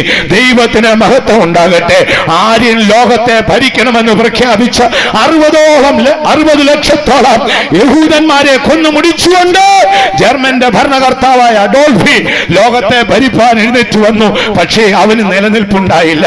മാത്രമല്ല അവന്റെ റൈറ്റ് ഹാൻഡ് ആയിരുന്ന, അവന്റെ വലത് കൈയായിരുന്ന മുസോളിനിയും ഈ 1945 അവരും അതപ്പതിച്ചു. അതോടുകൂടെ തീർന്നു. ദൈവത്തിന് മഹത്വം ഉണ്ടാകട്ടെ. അതിനുശേഷം പലരും എഴുന്നേറ്റ് വന്നു. സദാം ഹുസൈൻ പണ്ട് വലിയ വീരവാദമൊക്കെ അടിച്ചു. പേർഷ്യ മുഴുവൻ എന്റേതാണ്, ഞാൻ വെട്ടിപ്പിടിക്കുമെന്നൊക്കെ പറഞ്ഞെങ്കിലും ഒടുവിൽ ഏറ്റവും ഹീനനായി അവൻ അവസാനിച്ചു. ഇന്ന് ലോകത്തിലേക്ക് നാം നോക്കിയാൽ ഭരണകൂടങ്ങളെല്ലാം ആടി ഉലയുകയാണ്. പേർഷ്യൻ നാടുകളിലും ആഫ്രിക്കൻ നാടുകളിലും യൂറോപ്യൻ നാടുകളിലും സ്വേച്ഛാധിപത്യത്തിനെതിരെ ജനമാലേറി വിളിക്കുകയാണ്. കാരണം ഇന്നല്ലെങ്കിൽ നാളെ രാജ്യഭരണങ്ങൾ ജനാധിപത്യത്തിന്റെ മുൻപിൽ ക്ഷയിച്ചു പോകും. ഇന്ന് ഞാനും നിങ്ങളും ജീവിക്കുന്ന ഈ കാലഘട്ടത്തെ കുറിച്ച് നാം പഠിച്ചാൽ ഈ കാലഘട്ടം ഒരു മിക്സഡ് ഭരണത്തിലേക്കാണ്. 5ാമത്തെ സാമ്രാജ്യത്തിലാണ് ഇന്ന് ഞാനും നിങ്ങളും ജീവിക്കുന്നത്. കാരണം ലോകത്തിൽ പലയിടങ്ങളിലും രാജ്യഭരണം ഇന്നുമുണ്ട്. ലോകത്തിൽ പലയിടങ്ങളിലും ജനാധിപത്യം ഇന്നുമുണ്ട്. ലോകത്ത് പലയിടങ്ങളിലും പട്ടാള ഭരണം ഇന്നുമുണ്ട്. എന്നാൽ അധികം മുമ്പ് ഇതെല്ലാം നഷ്ടപ്പെട്ടു പോകും. ഇതിനൊക്കെ അധികാരിയായ ഒരുവനുണ്ട്. നമ്മുടെ വാഴ്ത്തപ്പെട്ട മശിഹായുടെ ജനനത്തെ കുറിച്ച് ഗബ്രിയേൽ മറിയത്തോട് പറഞ്ഞത്, ഇവന്റെ അപ്പനായ ദാവീദിന്റെ സിംഹാസനം ഞാൻ ഇവന് കൊടുക്കും. അത് നടന്നിട്ടില്ല പ്രിയമുള്ളവരെ. അത് 7ാമത്തെ സാമ്രാജ്യമാണ്. ഇന്ന് ഞാനും നിങ്ങളും ജീവിക്കുന്ന ഈ കാലഘട്ടത്തിൽ ലോകത്തെ വാഴുന്ന ഒരു മിക്സഡ് ഭരണമാണ്. മിക്സഡ് ഭരണം പല രീതിയിൽ ലോകത്തിന്റെ പല രാജ്യങ്ങളെയും പല ഭരണ നയങ്ങൾ ഉപയോഗിച്ചാണ് ഭരിച്ചുകൊണ്ടേയിരിക്കുന്നത്. എന്നാൽ അധികം മുമ്പ് ഇത് അവസാനിക്കും. ഒരുത്തൻ ഭരിക്കാൻ കാരണം നമ്മുടെ നാട്ടിൽ ഇലക്ഷനൊക്കെ നടത്തും. അത് ചെയ്യാം, ഇത് ചെയ്യാം, നേരെ നിൽക്കുന്ന മുല്ലപ്പെരിയാർ കെട്ടി ഉറപ്പിച്ചു തരാമെന്നൊക്കെ പറഞ്ഞാണ് നമ്മൾ ഇങ്ങനെ വിളിച്ച് പല കാര്യങ്ങളും അവർ ഭരണത്തിൽ എത്തിച്ചേരുന്നത്. പക്ഷെ അവർ പറഞ്ഞതും അന്ന് കണ്ടതുമല്ലാതെ പിന്നീട് ഒരിക്കൽ കാണണമെങ്കിൽ ഇനി മുല്ലപ്പെരിയാർ പൊട്ടിയാലേ ഒക്കത്തുള്ളൂ. ദൈവത്തിന് മഹത്വം ഉണ്ടാകട്ടെ. എന്നാൽ ഈ ഭരണമെല്ലാം തമ്പുരാന്റെ കയ്യിലാണ്. നമ്മുടെ രാജ്യത്തിന്റെ ഭരണം നോക്കിയാൽ ഓരോ ദിവസവും കഴിയുമ്പോൾ ലഡു മേടിച്ചു കൊടുക്കുക. 100 ദിവസം കഴിഞ്ഞു. ബേക്കറിക്കാരൻ നല്ലതാണ്. 100 ദിവസം കോൺഗ്രസ് ഭരിച്ചതിന് ലഡു കൊടുക്കുകയാണ്. 110 ദിവസമാകുമ്പോൾ ഉഴുന്നുവട കൊടുക്കുകയാണ്. ദൈവത്തിന് മഹത്വം ഉണ്ടാകട്ടെ. മന്ത്രി കസാരയ്ക്ക് 4 കാലാണെങ്കിൽ 6 ഭരണകൂടത്തിന്റെ കൂടെ ആയിരിക്കുന്നത്. പണ്ട് ബ്ലഡിന് മാത്രമേ ഗ്രൂപ്പ് ഉണ്ടായിരുന്നുള്ളൂ. ഇപ്പോൾ ഭരണകൂടത്തിനും ഗ്രൂപ്പ് ആയിരിക്കുകയാണ്. അടുത്ത കാലത്ത് ഞാനൊരാളോട് ചോദിച്ചു, എടാ നിന്റെ ബ്ലഡ് ഗ്രൂപ്പ് ഏതാണെന്ന്. അവന് ബ്ലഡ് ഗ്രൂപ്പും പാർട്ടി ഗ്രൂപ്പും ഒന്നും അറിയില്ല. കുറെ നേരം ആലോചിച്ചിട്ട് എന്നോട് മാണി ഗ്രൂപ്പ് ആണെന്ന് തോന്നുന്നു. ദൈവത്തിന് മഹത്വം ഉണ്ടാകട്ടെ. ബ്ലഡ് ഗ്രൂപ്പ് ഏതാന്ന് ചോദിച്ചപ്പോൾ അവന് കോൺഗ്രസിലെ ഗ്രൂപ്പിന്റെ ഓർമ്മയെ മാണി ഗ്രൂപ്പ് ആണെന്ന് തോന്നുന്നു. വലിയ അറിവുള്ള ആളൊന്നുമല്ല. ദൈവത്തിന് മഹത്വം ഉണ്ടാകട്ടെ. ഇന്ന് ലോകത്തിന്റെ ഭരണം ഇങ്ങനെയാണ്. എന്നാൽ ദൈവമക്കളെ, ഈ ഭരണത്തിന്റെ എല്ലാം പിന്നെ സർവശക്തനായ ദൈവം തമ്പുരാന്റെ കരമാണ്. ഒരു സംസ്ഥാനം ആര് ഭരിക്കണം, ഒരു വില്ലേജ് ആര് ഭരിക്കണം, ഒരു പഞ്ചായത്ത് ആര് ഭരിക്കണം, ഒരു ബ്ലോക്ക് ആര് ഭരിക്കണം, ഇതെല്ലാം ദൈവം തമ്പുരാൻ നിയോഗിച്ചു വെച്ചിരിക്കുകയാണ്. ഭരണം യോഗ്യമല്ലെങ്കിൽ തൂക്കിയെടുത്ത് ദൂരേറിയും. ബാബിലോണിയ രാജാവായ നെബൂഖദ്നേസറിന് ശേഷം തന്റെ സഹോദരി പുത്രനായ ബേൽശസ്സർ ബാബിലോണിയെ വാഴും കാലത്ത് അവൻ നിഗളിച്ച് അഹങ്കരിച്ച് മ്ലേച്ഛതയ്ക്ക് വാതിൽ തുറന്നു കൊടുത്തു. അന്ന് ദാനിയേൽ വയോധനായിട്ട് അവിടെ ഉണ്ട്. വലിയൊരു വിരുന്നുശാലയിൽ അവന്റെ വല്യപ്പൻ പണ്ട് സോളമൻ പണി കഴിപ്പിച്ച ആലയത്തിൽ നിന്ന് എടുത്തുകൊണ്ട് വന്നിരിക്കുന്ന പൊൻപാത്രത്തിൽ വീഞ്ഞ് ഒഴിച്ചു കുടിച്ചു. ദൈവത്തിന് ന്യായവിധി വന്നു. ദാനിയേൽ പ്രവാചകന്റെ പുസ്തകത്തില് അവിടെ ചുവരിൽ ഒരു കൈയെഴുത്ത് വന്നു. ആ ചുവരിലെ കൈയെഴുത്തിന്റെ അർത്ഥം അവന് പറഞ്ഞു ഗ്രഹിച്ചു. ഏൽപ്പിച്ചു കൊടുത്തു. രാജാവേ, ദൈവം തമ്പുരാൻ നിന്നെ തൂക്കി നോക്കി, നീ യോഗ്യനല്ലെന്ന് കണ്ട് നിന്റെ ഭരണമെടുത്ത് മറ്റൊരുത്തന്റെ കയ്യിൽ കൊടുത്തു. ലോകത്തിലെ മുഴുവൻ ഭരണത്തിന്റെയും ലീഡിങ് ദൈവം തമ്പുരാന്റെ കയ്യിലാണ്. അതിങ്ങനെ വെച്ചിരിക്കുകയാണ്. അതുകൊണ്ടാണ് ബൈബിൾ എഴുതിയിരിക്കുന്നത്, ഞാൻ ഉയർന്നവനെ താഴ്ത്തും, താണവനെ ഉയർത്തും. അങ്ങനല്ലേ വാക്യം എസെക്കിയേൽ പ്രവാചകന്റെ പുസ്തകത്തിൽ വരുമ്പോൾ ഇത് എത്ര കാലം വരെ തുടരുമെന്നറിയാമോ? വായിച്ചാട്ടെ, എസെക്കിയേൽ 21:26 തുടങ്ങിയുള്ള വാക്യം. യഹോവയായ കർത്താവ് ഇപ്രകാരം അരുളി ചെയ്യുന്നു, ഞാൻ മകുടം നീക്കി കിരീടം എടുത്തു കളയും.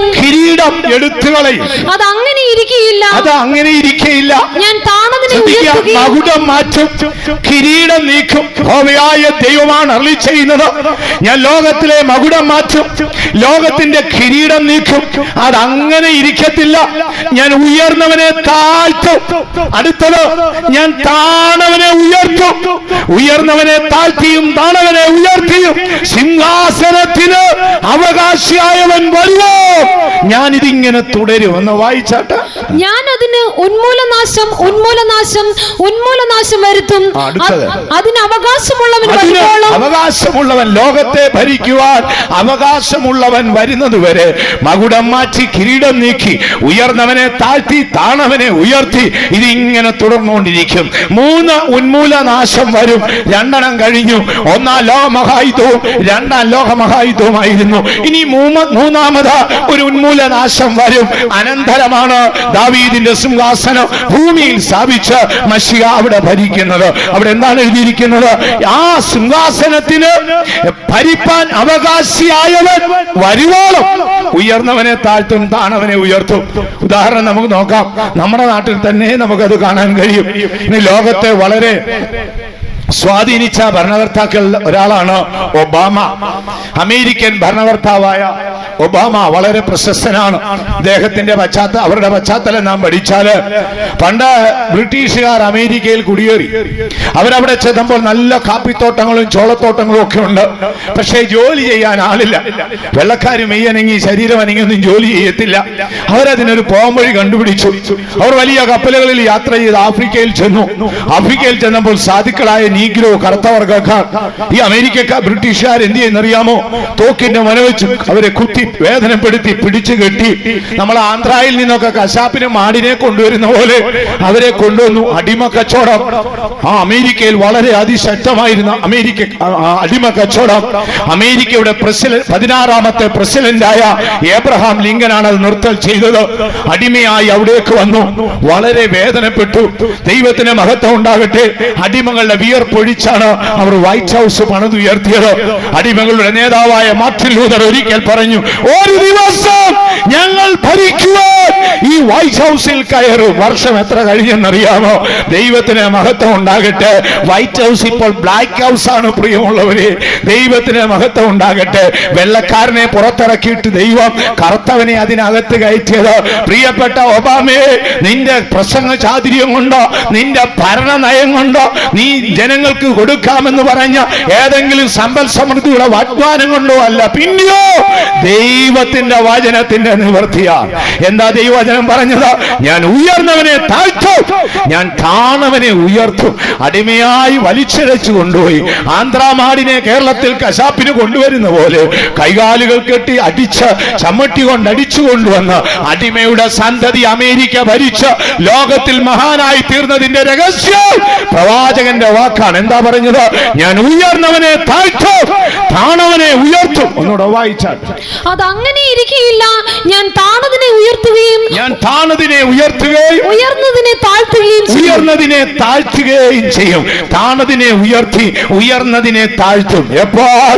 അതിനവകാശിയായവൻ വരുവോളം. ദൈവത്തിന് മഹത്വം ഉണ്ടാകട്ടെ. കഴിഞ്ഞ കാല ലോകത്തെ വാണിരുന്ന സാമ്രാജ്യ ശക്തികളെ കുറിച്ചായിരുന്നു ഇതുവരെ നാം ചിന്തിച്ചത്. ലോകത്തെ ആകമാന ഭരണകൂടങ്ങളെ പഠിച്ചാൽ, അല്ലെങ്കിൽ സാമ്രാജ്യ ശക്തികളെ കുറിച്ച് പഠിച്ചാൽ നമുക്ക് 7 ഭാഗമായി തിരിച്ചു പഠിക്കാം. അതിൽ 5ാമത്തെ ഭാഗത്താണ് ഇന്ന് ഞാനും നിങ്ങളും ജീവിക്കുന്നത്. 4 സാമ്രാജ്യങ്ങൾ കടന്നുപോയി.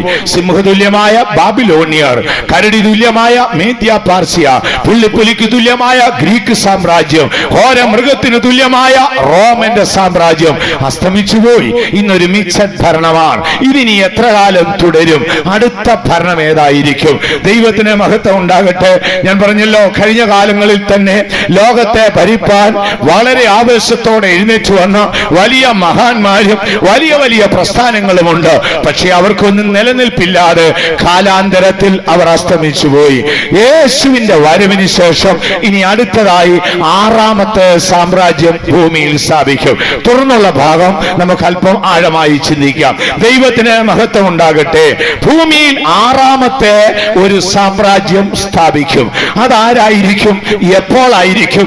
എത്ര കാലം അവർ ലോകത്തെ വാഴും എന്നുള്ളതിനെ കുറിച്ച് നമുക്ക് ചുരുക്കമായി ചിന്തിക്കാം. വെളിപ്പാട് പുസ്തകം 17ാം അധ്യായത്തിന്റെ 8ാം വാക്യത്തിലേക്ക് നമുക്ക് നമ്മുടെ ശ്രദ്ധയെ കൊണ്ടുവരാം. വെളിപ്പാട് പുസ്തകം 17ാം അധ്യായത്തിന്റെ 8ാം വാക്യം.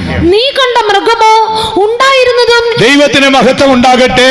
ഇവിടെ ഇപ്പോൾ യോഹന്നാനോട് ദൈവം പറയുകയാണ്, നീ കണ്ട മൃഗം ഉണ്ടായിരുന്നതും ഇപ്പോൾ ഇല്ലാത്തതും ഇനി അഗാധത്തിൽ നിന്ന് കയറി.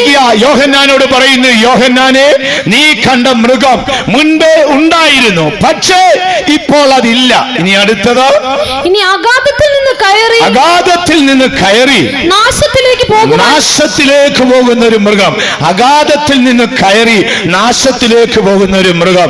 ഇത് മുൻപേ ഉണ്ടായിരുന്നു, പക്ഷേ ഇപ്പോൾ അതില്ല. ഇനി അത് കയറി വരും. അധികം മുമ്പ് വീണ്ടും നാശത്തിലേക്ക് പോകും. ആരാണ് ഈ മൃഗം?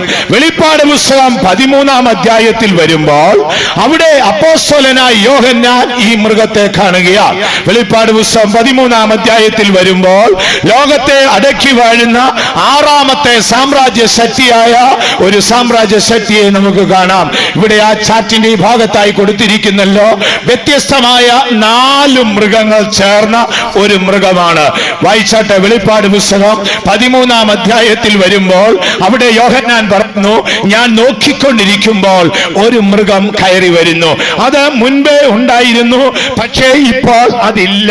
മുൻപുണ്ടായിരുന്നതും ഇപ്പോൾ ഇല്ലാത്തതും സമുദ്രത്തിൽ നിന്ന് കയറി വന്ന അഗാധത്തിലേക്ക് ഇറങ്ങിപ്പോകുന്നതുമായ ഈ മൃഗം ആരാണ്? യോഹന്നാൻ പറയുന്നു, ഞാൻ നോക്കിക്കൊണ്ടിരിക്കുമ്പോൾ കണ്ട മൃഗം, അതിന്റെ തല സിംഹത്തിന്റെ തലയാണ്. ഈ ചാറ്റിന്റെ ഈ ഭാഗത്തായിട്ട് അത് കൊടുത്തിട്ടുണ്ട്. ദൈവത്തിന് മഹത്വം ഉണ്ടാകട്ടെ. ശ്രദ്ധിച്ചാട്ടെ, ഈ ഭാഗത്തായിട്ട് ആ ചിത്രം കൊടുത്തിരിക്കുകയാണ്. അതിന്റെ തല സിംഹത്തിന്റെ തലയായിരുന്നു, അതിന്റെ കാലുകൾ കരടിയുടെ കാലുകളായിരുന്നു, അതിന്റെ ശരീരം പുള്ളിപ്പുലിയുടെ ശരീരമായിരുന്നു, അതിന് 10 കൊമ്പുകൾ ഉണ്ടായിരുന്നു. മുൻപേ ഉണ്ടായിരുന്നു, പക്ഷേ ഇപ്പോൾ അതില്ല. എന്നാൽ ഇനിയും അത് കയറി വരും. ദൈവത്തിന് മഹത്വം ഉണ്ടാകട്ടെ. വിശുദ്ധ ബൈബിൾ പറയുന്ന സാമ്രാജ്യ ശക്തികളിൽ 6ാമത്തെ സാമ്രാജ്യ ശക്തിയാണിത്. യോഹന്നാനോട് പറയുന്നു, യോഹന്നാനെ, നീ കണ്ട മൃഗം മുൻപേ ഉള്ളതും ഇപ്പോൾ ഇല്ലാത്തതും ഇനിയും കയറി വന്ന് അഗാധത്തിൽ ഇറങ്ങിപ്പോകുന്നതുമാണ്. വെളിപ്പാട് പുസ്തകം 13ാം അധ്യായത്തിൽ വരുമ്പോൾ അവിടെ നമുക്കത് കാണാൻ കഴിയും. വായിച്ചാട്ടെ, 13ന്റെ ഫസ്റ്റ് വായിച്ചാട്ടെ. അപ്പോൾ 10 കൊമ്പും 7 തലയും കൊമ്പുകളിൽ 10 രാജമുടിയും തലയിൽ ദൂഷണനാമങ്ങളും ഉള്ള ഒരു മൃഗം സമുദ്രത്തിൽ നിന്ന് കയറുന്നത് ഞാൻ കണ്ടു. അടുത്തത്, ഞാൻ കണ്ട മൃഗം പുള്ളിപ്പുലിക്ക് സദൃശ്യം. ശ്രദ്ധിക്കണമേ, പ്രവാചകനായ ദാനിയേൽ ഇന്നേക്ക് 2600 വർഷം മുൻപ് ബാബിലോണിൽ പ്രവാസിയായിരിക്കുമ്പോൾ താൻ ദർശനത്തിൽ ചില മൃഗത്തെ കണ്ടു. ഒന്നാമത്തേത് സിംഹതുല്യം, അത് ബാബിലോണിയരായിരുന്നു. രണ്ടാമത്തെ കരടിക്ക് തുല്യം, അത് മേദ്യ പാർസ്യ സാമ്രാജ്യമായിരുന്നു. മൂന്നാമത്തെ പുള്ളിപ്പുലിക്ക് സദൃശ്യം, അത് ഗ്രീക്ക് സാമ്രാജ്യമായിരുന്നു. നാലാമത്തേത് ഘോര മൃഗത്തിന് സദൃശ്യം, അത് റോമനായിരുന്നു. വർഷങ്ങൾക്ക് ശേഷം 600-ൽ പരം വർഷം കഴിഞ്ഞ് ഇപ്പോൾ യോഹന്നാനോട് ദൈവം പറയുന്നു, യോഹന്നാൻ, മുൻപ് ഈ മൃഗം ഉണ്ടായിരുന്നു, പക്ഷെ ഇപ്പോൾ അതില്ല. അത് സമുദ്രത്തിൽ നിന്ന് കയറി അഗാധത്തിൽ ഇറങ്ങിപ്പോകുന്ന മൃഗമാണ്. ഇത് പറയുമ്പോൾ യോഹന്നാൻ ഒരു മൃഗത്തെ കാണുന്നു. അദ്ദേഹം പറയാണ്, ഞാൻ കണ്ട മൃഗം അതിന്റെ ശരീരം പുള്ളിപ്പുലിയുടെ ശരീരമാണ്. ഈ അവിടെ ദൂരത്തിരിക്കുന്നവർക്ക് കാണാൻ ഒക്കുമോ എന്ന് അറിഞ്ഞുകൂടാ. ഈ ചാർട്ടിൽ അതിന്റെ പടം കൊടുത്തിട്ടുണ്ട്. ശരീരം പുള്ളിപ്പുലിയുടെ ശരീരം. അത് ഗ്രീക്കിന്റെ ഭാഗമാണ് പ്രിയമുള്ളവരെ. അതിന്റെ കാല് കരടിയുടെ കാലാണ്. അത് മേദ്യ പാർസ്യയുടെ ഭാഗമാണ്. അതിന്റെ തല സിംഹത്തിൻ്റെതാണ്. അത് ബാബിലോണിയരുടെ ഭരണമാണ്. അടുത്തതായി അതിന്റെ തലയിൽ 10 കൊമ്പുണ്ട്. അത് റോമന്റെ 10 കൊമ്പുകളാണ്. മുൻപേ ഉണ്ടായിരുന്നു, പക്ഷേ ഇപ്പോൾ അവരില്ല. ഇനിയും അവർ എഴുന്നേറ്റ് വരും. മുൻപ് ലോകത്തെ അടക്കി വാഴുവാൻ ഭരണകൂടങ്ങളുടെ പിന്നിൽ, രാജാക്കന്മാരുടെ പിന്നിൽ പ്രവർത്തിച്ച പൈശാചിക ശക്തി വീണ്ടും ലോകത്തിൽ എഴുന്നേറ്റ് വരും. വായിച്ചാട്ടെ, വെളിപ്പാട് പുസ്തകം 13-ാം അധ്യായം വായിച്ചാട്ടെ, പെട്ടെന്ന് വായിച്ചാട്ടെ. ഞാൻ കണ്ട മൃഗം പുള്ളിപ്പുലിക്ക് സദൃശ്യവും, ഞാൻ കണ്ട മൃഗം പുള്ളിപ്പുലിക്ക് സദൃശ്യം, അതിന്റെ കാൽ കരടിയുടെ കാൽ പോലെയും, അതിന്റെ കാൽ കരടിയുടെ കാൽ പോലെയും, വായ് സിംഹത്തിന്റെ വായ് വായ് സിംഹത്തിന്റെ വാ പോലെയും ആയിരുന്നു. അടുത്തത്, അതിന് മഹാസർപ്പം തന്റെ ശക്തിയും 4 മൃഗങ്ങൾ ചേർന്ന് ഒരു മൃഗമായി കയറി വരുന്നു. ലോകത്തെ അടക്കി വാഴുവാൻ വരുന്ന സാമ്രാജ്യ ശക്തിയാണ്. നമ്മുടെ വാഴ്ത്തപ്പെട്ട മശിഹ ഇന്ന് രാത്രിയിൽ വന്നാൽ നാളെ തുടങ്ങി ലോകം വാഴുന്നത് ഈ സാമ്രാജ്യ ശക്തിയായിരിക്കും. മുൻപേ ഉള്ളതും ഇപ്പോൾ ഇല്ലാത്തതും ഇനിയും അഗാധത്തിൽ നിന്ന് കയറി നാശത്തിലേക്ക് പോകുന്നവരുമാണ്. വീണ്ടും നാം തിരുവഴുത്തിലേക്ക് കടന്നു വരുമ്പോൾ വെളിപ്പാട് പുസ്തകം 17-ാം അധ്യായത്തിന്റെ 18-ാം വാക്യത്തിലും ദാനിയേൽ പ്രവചനം 7-ാം അധ്യായത്തിന്റെ 24-ാം വാക്യത്തിലും ലോകത്തെ ഭരിപ്പാൻ വരുന്ന സാമ്രാജ്യ ശക്തിയുടെ 10 ഭരണ നേതാക്കന്മാരെ നമുക്ക് കാണാം. വെളിപ്പാട് പുസ്തകത്തിലേക്ക് ശ്രദ്ധ കൊണ്ടുവന്നാട്ട് 17-ാം അധ്യായത്തിന്റെ 18-ാം വാക്യം പെട്ടെന്ന് വായിച്ചാൽ, നീ കണ്ട സ്ത്രീയോ ഭൂരാജാക്കന്മാരുടെ മേൽ രാജ്യത്വമുള്ള മഹാനഗരം തന്നെ. അടുത്തത് 10 കൊമ്പുകളോ അല്ലേ? 7-ാം വാക്യമാണോ? 10 കൊമ്പുകൾ, വരുവാനിരിക്കുന്ന 10 രാജാക്കന്മാർ എന്നുള്ള വാക്യം നോക്കിക്കാൻ. വെളിപ്പാട് 17 അവിടെ വളരെ, നീ കണ്ട 10 കൊമ്പ് 10 രാജാക്കന്മാർ, നീ കണ്ട 10 കൊമ്പ് 10 രാജാക്കന്മാർ. അടുത്തത്, അവർ ഇതുവരെ രാജ്യത്വം പ്രാപിച്ചിട്ടില്ല. യോഹന്നാനോട് പറയുകയാണ്, യോഹന്നാനെ, നീ കണ്ട 10 കൊമ്പ് 10 രാജാക്കന്മാരാണ്. ഈ ചാർട്ടിൽ അതിന്റെ ഒരു പടം കൊടുത്തിട്ടുണ്ട്. ദൂരത്തിരിക്കുന്നവർക്ക് കാണാൻ ഒക്കുമോ എന്ന് സംശയമാണ്. 10 കൊമ്പുകൾ 10 രാജാക്കന്മാരാണ്. അവർ ഇതുവരെയും എഴുന്നേറ്റ് വന്നിട്ടില്ല. എല്ലാം വിശദമായി നമുക്ക് ചിന്തിപ്പാൻ സമയം പോരാ. ദൈവത്തിന് മഹത്വം ഉണ്ടാകട്ടെ. അവിടെ കൊടുത്തിരിക്കുന്നത് 10 കൊമ്പുകൾ ലോകത്തെ ഭരിപ്പാൻ എഴുന്നേറ്റ് വരുന്ന ആ ക്രൂര മൃഗത്തിന്റെ പിന്നിലുള്ള 10 രാജാക്കന്മാരാണ്. മുൻപേ ഉണ്ടായിരുന്നതും ഇപ്പോൾ ഇല്ലാത്തതും അഗാധത്തിൽ നിന്ന് കയറി നാശത്തിലേക്ക് പോകുന്നതുമായ ഈ മൃഗം, ഇതിന്റെ പിന്നിൽ 10 കൊമ്പുകളുണ്ട്. ദൈവത്തിന് മഹത്വം ഉണ്ടാകട്ടെ. അതിന്റെ പിന്നിലാണ് ഇന്ന് ലോകത്തിൽ യൂറോപ്യൻ കോമൺ മാർക്കറ്റ് എഴുന്നേറ്റ് വന്നിരിക്കുന്നത്. യൂറോപ്യൻ കോമൺ മാർക്കറ്റ് എന്ന് മാത്രമല്ല, ഇന്ന് ലോകത്തില് UN അംഗീകരിച്ച ഏതാണ്ട് 190ഓളം രാജ്യങ്ങൾ 10 ഭാഗമായി തിരിയുമെന്നാണ് വേദപണ്ഡിതന്മാർ പറയുന്നത്. ഇപ്പോൾ പേർഷ്യൻ നാടുകളുടെ ഒരു ഗ്രൂപ്പുണ്ട്. ഇതുപോലെ ഇന്ത്യ, ചൈന, കൊറിയ എല്ലാം ചേർന്ന് ഒരു ഏഷ്യന്റെ ഗ്രൂപ്പ് രൂപീകരിച്ചിരിക്കുക. യൂറോപ്പ് ചേർന്ന് യൂറോപ്യൻ കോമൺ മാർക്കറ്റ് ക്രമീകരിച്ചിരിക്കുക. അമേരിക്കയും മെക്സിക്കോയും കാനഡയും കൂടെ ചേർന്ന് അടുത്ത കാലത്തായിട്ട് ഒരു പുതിയ നാണയം രൂപീകരിക്കേണ്ടതിന് അവരൊരു യൂണിയൻ ക്രമീകരിച്ചിരിക്കുക. അങ്ങനെ ലോകത്തിലെ ആഗോളവ്യാപകമായി ഈ യൂണിയന്റെ പ്രവർത്തനം വ്യാപരിച്ചിട്ട് ലോകരാഷ്ട്രങ്ങൾ 10 യൂണിയനായി തിരിയും. ആരംഭത്തിൽ യൂറോപ്യൻ കോമൺ മാർക്കറ്റ് അല്ലെ യൂറോപ്യൻ യൂണിയൻ എഴുന്നേറ്റ് വന്നു. ഇപ്പോൾ തന്നെ പേർഷ്യൻ യൂണിയനും ഏഷ്യൻ യൂണിയനും ഒക്കെ രൂപീകരിച്ചു കഴിഞ്ഞിരിക്കുക. അധികം മുൻപ് ലോകത്തിലെ മുഴുവൻ ഭരണകൂടങ്ങളും ഈ 10 യൂണിയനായി തിരിയും. എന്താണ് ഇവിടെ നാം വായിച്ചു കേട്ടത്? വെളിപ്പാട് പുസ്തകം എന്താ വായിച്ചാട്ട്? നീ കണ്ട 10 കൊമ്പുകൾ, നീ കണ്ട 10 കൊമ്പ് 10 രാജാക്കന്മാർ, നീ കണ്ട 10 കൊമ്പ് 10 രാജാക്കന്മാർ, അവർ ഇതുവരെ രാജ്യത്വം പ്രാപിച്ചിട്ടില്ല. ഇതുവരെയും രാജ്യത്വം പ്രാപിച്ചിട്ടില്ല. മൃഗത്തോടൊന്നും മൃഗത്തോടൊന്നിച്ച് ഒരു നാഴിക നേരത്തേക്ക് ചില നാളുകൾ മാത്രമേ ഭരിക്കത്തുള്ളൂ. മഹാസമുദ്രത്തിൽ നിന്നൊരു മൃഗം കയറി വന്നു. അതിന്റെ വായ സിംഹം പോലെ, ശരീരം പുള്ളിപ്പുലിക്ക്, കാല് കരടിക്ക് തുല്യം, തലയിൽ റോമന്റെ അല്ലെങ്കിൽ ആ ഘോര മൃഗത്തിന്റെ 10 കൊമ്പുണ്ട്. ആ സാമ്രാജ്യം സ്ഥാപിക്കപ്പെടുമ്പോൾ ഭൂമിയിൽ ഇതാ 10 രാജാക്കന്മാർ എഴുന്നേറ്റു വരും. അവർ ചുരുങ്ങിയ കാലമേ ലോകത്തെ വാഴത്തുള്ളൂ. ബൈബിൾ അടിസ്ഥാനത്തിൽ നാം പഠിച്ചാൽ അവരുടെ ഭരണ കാലഘട്ടം 7 വർഷക്കാലമായിരിക്കും. മശിഹാ തമ്പുരാന്റെ മടങ്ങി വരവിന് ശേഷം 7 വർഷക്കാലം അവർ ഭരിക്കും. എന്നാൽ ഈ 10 രാജാക്കന്മാർക്കിടയിൽ നിന്ന് ദൂഷണനാമമുള്ള ഒരു കൊമ്പ് എഴുന്നേറ്റ് വരുന്നു. ദൂരെ നിൽക്കുന്നവർക്ക് ഇത് കാണാൻ ഒക്കുമോ എന്ന് അറിഞ്ഞുകൂടാ. 10 കൊമ്പുകൾക്കിടയിൽ നിന്ന് ഒരു കൊമ്പ് ബലപ്പെട്ടു വന്നിട്ട് അതിന്റെ നടുവിൽ നിന്ന് ദൂഷണനാമമുള്ള ഒരുവൻ എഴുന്നേറ്റ് വരും. ബൈബിൾ ഇവനെ എതിർ ക്രിസ്തു എന്നാണ് വിശേഷിപ്പിച്ചിരിക്കുന്നത്. ദൈവത്തിന് മഹത്വം ഉണ്ടാകട്ടെ. ലോകം അടക്കി വാഴുവാൻ തകർന്നുറഞ്ഞ സാമ്രാജ്യം മടങ്ങി വരുമ്പോൾ ആ സാമ്രാജ്യ ശക്തികൾ 10 കൊമ്പുകളായി തിരികെയും അവയ്ക്കിടയിൽ നിന്ന് മുഴുവൻ ലോകത്തെയും അല്ലെങ്കിൽ ഈ 10 രാജ്യങ്ങളെയും നിയന്ത്രിക്കത്തക്ക രീതിയിൽ ദൂഷണനാമമുള്ള ഒരു ശക്തിയോടുകൂടെ ഒരു ദുഷ്ട ഭരണകർത്താവ് എഴുന്നേറ്റ് വരും. നാം ബൈബിൾ പഠിച്ചാലും അതുപോലെ മറ്റു മതഗ്രന്ഥങ്ങൾ പഠിച്ചാലും ഇതിനെക്കുറിച്ച് വളരെ വ്യക്തമായി കാണാം. ഇന്ന് ലോകത്തിലെ ഏറ്റവും പ്രശസ്തമായ പുരാതനമായ മതങ്ങളിൽ ഒന്നായ യഹൂദ മതത്തിന്റെ മതഗ്രന്ഥമായ തൽമൂദ് പഠിച്ചാൽ തൽമൂദ് ഇവനെ വിളിച്ചിരിക്കുന്നത് അർമലിയാസ് എന്നാണ്. റോമൻ സാമ്രാജ്യം പുനഃസ്ഥാപിക്കപ്പെടുമെന്നും അവർക്കിടയിൽ നിന്ന് അർമലിയാസ് എന്നൊരുവൻ എഴുന്നേറ്റ് വരുമെന്നും അവൻ മുഴുവൻ ലോകത്തെയും വശീകരിക്കുമെന്നും എന്നാൽ വീണുപോയ ദാവീദിന്റെ കൂടാരം പുതുക്കി പണിയുവാൻ മശിഹാ തമ്പുരാൻ വെളിപ്പെടുമെന്നും അവനെ കൊന്നുകളയുമെന്നുമാണ് യഹൂദന്റെ മതഗ്രന്ഥമായ തൽമൂദ് പറയുന്നത്. ഇസ്ലാമിക മതഗ്രന്ഥമായ ഖുർആനെ നാം നോക്കിയാൽ ഖുർആൻ ഇതിനെ കുറിച്ച് പറഞ്ഞിരിക്കുന്നത് ലോകാവസാനത്തെ കുറിച്ച് 10 അടയാളം ഖുർആനിലുണ്ട്. അതിലേറ്റവും പ്രധാനപ്പെട്ടത് ദജാലിന്റെ പ്രത്യക്ഷതയാണ്. ദജാൽ എന്ന അറബി വാക്കിന്റെ അർത്ഥം വഞ്ചകൻ എന്നാണ്. ഒരു വഞ്ചകനായ ഭരണകർത്താവ് എഴുന്നേറ്റ് വരും. അവനൊരു ഒറ്റക്കണ്ണനായിരിക്കും, അവനൊരു ഇസ്രായേലിനായിരിക്കും, മുഴുവൻ ലോകവും അവൻ ചുറ്റി സഞ്ചരിക്കും, അവൻ ആയിരക്കണക്കിന് ജനങ്ങളെ വശീകരിക്കും. എന്നാൽ ഈസാ നബി പ്രത്യക്ഷപ്പെട്ട് ജിൽദ ഗേറ്റിംഗിൽ വെച്ച് അവനോട് യുദ്ധം ചെയ്ത് അവനെ കൊന്നുകളയുമെന്ന് ഇസ്ലാമിക മതഗ്രന്ഥമായ ഖുർആൻ ഈ എതിർ ക്രിസ്തുവിനെ കുറിച്ച് പറയുന്നു. ഇനി അടുത്തതായി നമുക്ക് ബൈബിളിലേക്ക് നമ്മുടെ ശ്രദ്ധയെ കൊണ്ടുവരാം. ബൈബിൾ ഇവനെ കുറിച്ച് എന്താണ് പറയുന്നത്? വേദപുസ്തകം ഇവനെ പല പേരുകളിൽ വിളിച്ചിട്ടുണ്ട്.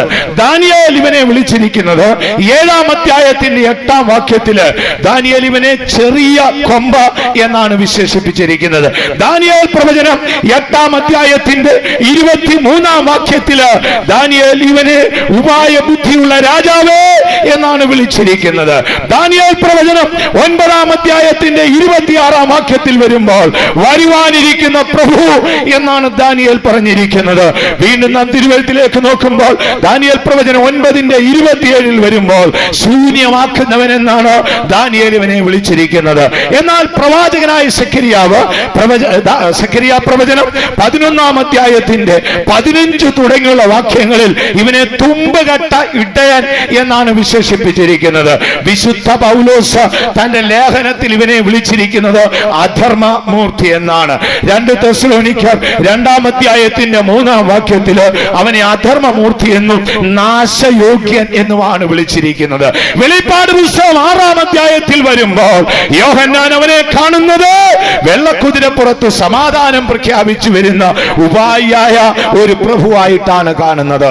അങ്ങനെ വേദപുസ്തകത്തിൽ പലയിടങ്ങളിലും 6-ാമത്തെ സാമ്രാജ്യമായ ആ വരുവാനിരിക്കുന്ന സാമ്രാജ്യത്തിന്റെ പിന്നിൽ പ്രവർത്തിക്കുന്ന എതിർ ക്രിസ്തുവിനെ കുറിച്ച് പറഞ്ഞിട്ടുണ്ട്. ഞാൻ പറഞ്ഞല്ലോ, യഹൂദന്റെ മതഗ്രന്ഥമായ തൽമൂദ് ഇവനെ അർമലിയാസ് എന്നാണ് പറയുന്നത്. തകർന്നുടഞ്ഞ റോമൻ സാമ്രാജ്യം പുനഃസ്ഥാപിക്കപ്പെടുമെന്നു ആ റോമൻ സാമ്രാജ്യത്തിൽ നിന്ന് അർമലിയാസ് എന്നൊരുവൻ എഴുന്നേറ്റ് വരുമെന്നു യഹൂദന്റെ മതഗ്രന്ഥം പറഞ്ഞു. എന്നാൽ ഇസ്ലാമിക മതഗ്രന്ഥമായ ഖുർആൻ ഇവനെ ദജാൽ എന്നാണ് വിശേഷിപ്പിച്ചിരിക്കുന്നത്. വഞ്ചകനായ ദജാൽ പുറപ്പെട്ട് ലോക ജനതയെ വശീകരിക്കുമെന്നും ഈസാ നബി പ്രത്യക്ഷപ്പെട്ട് ജിൽദ ഗേറ്റിംഗിൽ വെച്ച് അവനെ കൊന്നുകളയുമെന്നും ഇസ്ലാമിക മതഗ്രന്ഥമായ ഖുർആൻ പറയുന്നു. ദാനിയേൽ പ്രവാചകൻ പറയുന്നത് ഈ 10 കൊമ്പിൽ ഒന്നാണിവൻ, ദൂഷണനാമമുള്ള ഒരുവൻ. അവൻ ലോകത്തെ ഭരിക്കും.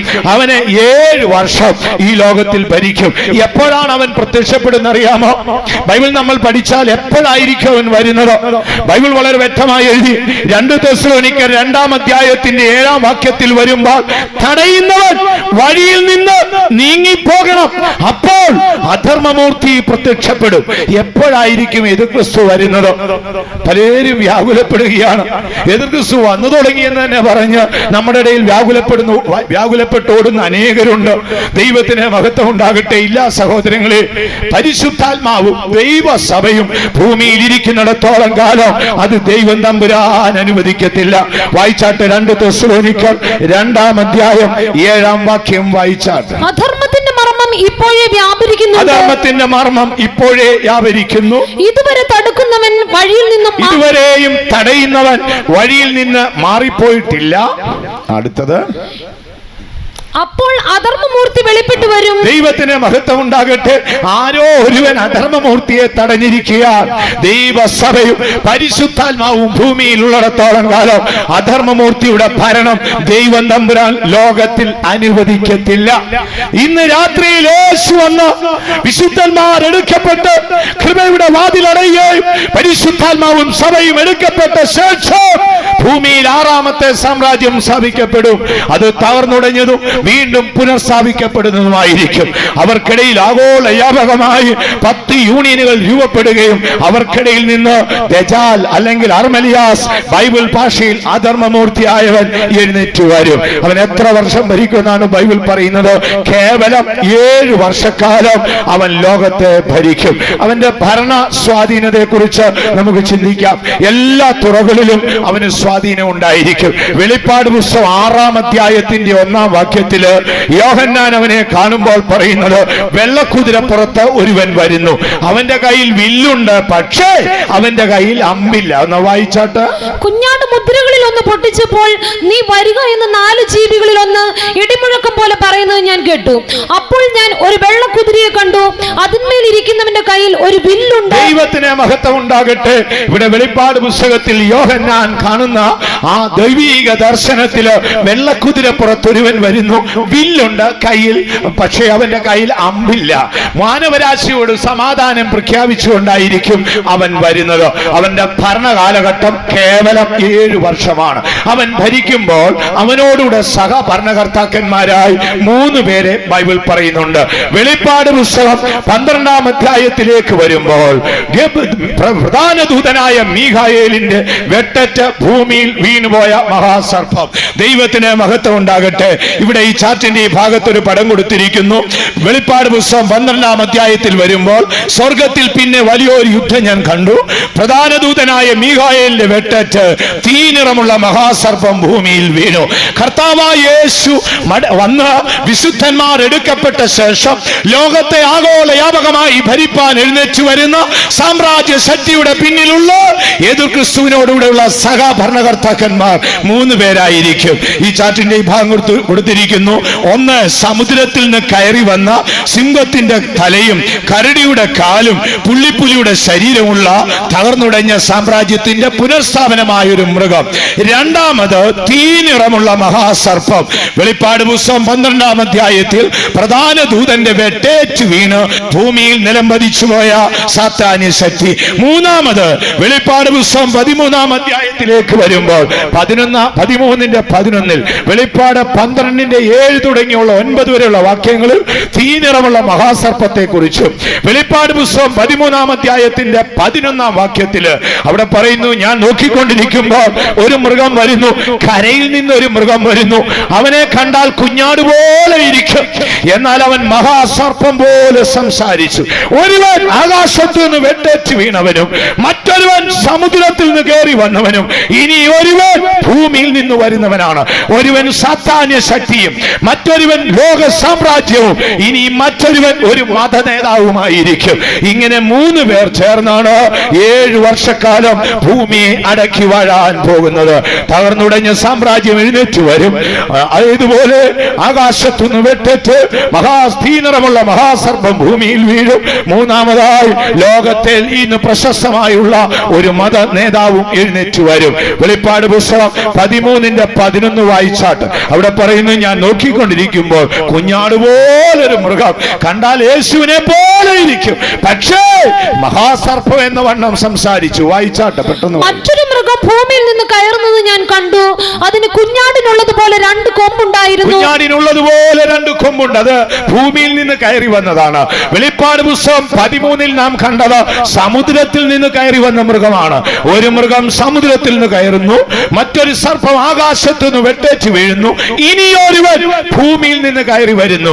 കുഞ്ഞാടിനുള്ളതുപോലെ കൊമ്പുകളുണ്ട്, മഹാസർപ്പം എന്ന വണ്ണം അവൻ സംസാരിച്ചു. ഈ 3 പേരാണ് ചേർന്ന് ഒരു മത നേതാവ്, ഒരു ഭാഗത്ത് പൈശാചിക ശക്തിയും മറ്റൊരു ഭാഗത്ത് തകർന്നുടഞ്ഞ സാമ്രാജ്യത്തിന്റെ പുനർസ്ഥാപനമായ ഒരു പുതിയ മൃഗവും. ഇങ്ങനെ 3 പേരും കൂടെ ചേർന്ന് 7 വർഷക്കാലം അവർ ലോകത്തെ ഭരിക്കും. എല്ലാ തുറകളിലും അവർക്ക് സ്വാധീനമുണ്ടായിരിക്കും. ഒന്നാമത് സമാധാനമാണ്. ഇന്ന് ലോകത്തിലെ ഏറ്റവും വലിയ പ്രതിസന്ധിയ ഇസ്രായേൽ പാലസ്തീൻ പ്രശ്നമാണ്. ആര് നോക്കിയിട്ടും പരിഹരിക്കാൻ കഴിയാതെ ഇപ്പോൾ അധികം പൊട്ടാതെയും ചീറ്റാതെയും പുകഞ്ഞിരിക്കുക. ഏത് സമയവും അത് പൊട്ടിത്തെറിക്കും. ലോകത്തിലുള്ള ഏറ്റവും വലിയ പ്രതിസന്ധികളിൽ ഒന്നായിട്ട് നിൽക്കുന്നത് ഈ ഇസ്രായേൽ പാലസ്തീൻ പ്രശ്നമാണ്. എതിർ ക്രിസ്തു ലോകത്തിൽ വന്നാൽ അവൻ ആദ്യം ചെയ്യുന്നത് ഈ പ്രതിസന്ധിയെ പരിഹരിക്കും. മഹാന്മാരായ പല ഭരണകർത്താക്കന്മാർ, മത നേതാക്കന്മാർ, വലിയ വലിയ ലോകത്തിൽ പ്രശസ്തരായി ലോകം അംഗീകരിച്ച പലരും നോക്കിയിട്ട ഇസ്രായേൽ പാലസ്തീൻ പ്രശ്നം തീരാതെ ഇന്നതൊരു കീറാമുട്ടിയായി അവശേഷിക്കുന്നെങ്കിൽ ഏത് ക്രിസ്തു ലോകത്തെ ഭരിക്കുമ്പോൾ ആദ്യം അവൻ ചെയ്യാൻ പോകുന്നത് ഇസ്രായേൽ പാലസ്തീൻ പ്രശ്നം പരിഹരിക്കും. ദൈവത്തിന് മഹത്വം ഉണ്ടാകട്ടെ. സമാധാനം സമാധാനം എന്ന് പറയും. ലോകം ആഗോള വ്യാപകമായി ഒരു ഭരണകർത്താവിനെ പ്രതീക്ഷിക്കുകയാണ്. അടുത്ത കാലത്ത് ഞാൻ ഓട്ടോറിക്ഷയിൽ യാത്ര ചെയ്തു പോകുമ്പോൾ ഇലക്ഷന്റെ സമയമാണ്. ഞാൻ ആ ഓട്ടോ ഡ്രൈവറോട് സമീപത്തുള്ള ഇലക്ഷനെ കുറിച്ചൊക്കെ ചോദിച്ചപ്പോൾ അദ്ദേഹം എന്നോട് പറഞ്ഞത്, വാസേ, ഈ ലോകത്തിൽ ആര് ഭരിച്ചാലും ശരിയാകുകയില്ല. ഈ ലോകം ഒരുവൻ ഭരിച്ചാലേ ഒക്കത്തുള്ളൂ. മുഴുവൻ ലോകവും കൂടെ ഒരുവൻ ഭരിച്ചാലേ ഒക്കത്തുള്ളൂ. ബൈബിൾ എഴുതിയിരിക്കുന്നു, അധർമ്മമൂർത്തിയുടെ പ്രത്യക്ഷത നശിച്ചു പോകുന്നവർക്ക് വലിയ സന്തോഷമാണ്. ഒരു സ്വേച്ഛാധിപതിയായ, ഒരു ഏകാധിപതിയായ ഒരുവൻ വരാമെങ്കിൽ എല്ലാ കാലത്തും പ്രശ്നം പരിഹരിക്കപ്പെടുമെന്നാണ് ഇന്ന് ലോകത്തിന്റെ മുറവിളി. യൂറോപ്പിലെ എത്രയോ രാജ്യം സമ്പൽ സമൃദ്ധിയിൽ തിന്നിട്ട് ശേഷിപ്പുള്ളത് കപ്പലിൽ കയറി പുറംകടലിൽ തള്ളുകയാണ്.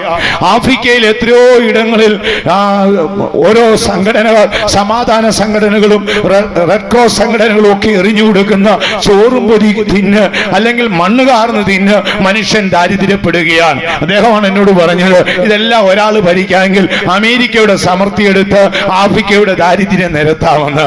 ഒരാൾ ഭരിക്കാമെങ്കിൽ ഇറാൻ ഇറാഖ് പ്രശ്നം തീർക്കാമെന്ന്. ഒരാൾ ഭരിക്കാമെങ്കിൽ ഇസ്രായേൽ പാലസ്തീൻ പ്രശ്നം തീർക്കാമെന്ന്. നല്ല ആശയം. നശിച്ചു പോകുന്നവർക്ക് അധർമ്മമൂർത്തിയുടെ പ്രത്യക്ഷത മനസ്സിന് ആവേശം നൽകുമ്പോൾ ബൈബിൾ വിളിച്ചു പറഞ്ഞു, ഒരു സ്വേച്ഛാധിപതി ലോകത്തെ ഭരിക്കും. 7 വർഷക്കാലം എല്ലാ തുറകളിലും അവന് ബന്ധമുണ്ടായിരിക്കും. ഒന്നാമത് സമാധാന പ്രസ്ഥാനവുമായിട്ടായിരിക്കും അവൻ ലോകത്തിൽ രംഗപ്രവേശനം ചെയ്യുന്നത്. രണ്ടാമതായിട്ട് മതപരമായി അവന് സ്വാധീനം ഉണ്ടാകും.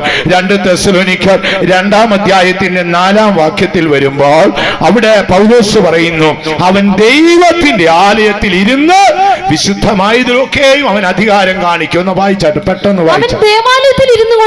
അവൻ ദേവാലയത്തിൽ ഇരുന്നു കൊണ്ട് ദൈവം എന്ന് നടിച്ച് ദേവാലയത്തിൽ ആത്മീയ വിഷയങ്ങളിൽ 3.5-7 വർഷക്കാലം, ആരംഭത്തിലെ 3.5 വർഷക്കാലം കൈവിടപ്പെട്ട സഭയുടെ പീഡനയും അടുത്ത 3.5 വർഷക്കാലം യാക്കോബിന്റെ കഷ്ടം അല്ലെങ്കിൽ ഇസ്രായേലിന്റെ പീഡനകാലവുമായ 3.5-7 വർഷക്കാലം യേശു ക്രിസ്തു ഭൂമിയിൽ ഭരിക്കുമ്പോൾ മതപരമായി എല്ലാ കാര്യത്തിലും അവന് സ്വാധീനത ഉണ്ടായിരിക്കും. വിശുദ്ധ മന്ദിരത്തിൽ ഇരുന്നു കൊണ്ട് വിശുദ്ധമായ എല്ലാ കാര്യത്തിലും അവൻ കൈകടത്തും എന്നാണ് എഴുതിയിരിക്കുന്നത്. ദാനിയേൽ പ്രവചനം 9:27 വായിക്കുമ്പോൾ അവൻ ഒരു ആഴ്ചവട്ടത്തേക്ക് ആലയത്തിന്റെ ആരാധനകളിൽ കൈകടത്തും. ദാനിയേൽ പ്രവചനം 12:11 വരുമ്പോൾ നിരന്തരം അവൻ ആരാധനകൾ നിർത്തിക്കളയും.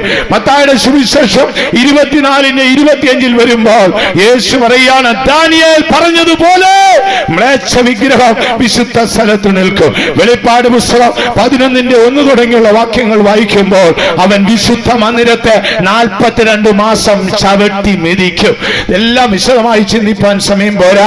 മതപരമായ എല്ലാ കാര്യങ്ങളിലും എതിർ ക്രിസ്തുവിന് സ്വാധീനമുണ്ടാകും. ഇനി രാഷ്ട്രീയമായി നാം നോക്കിയാൽ വെളിപ്പാട് പുസ്തകം 13-ാം അധ്യായത്തിന്റെ 7-ാം വാക്യത്തില് അവൻ ലോകത്തെ അടക്കി വാഴും.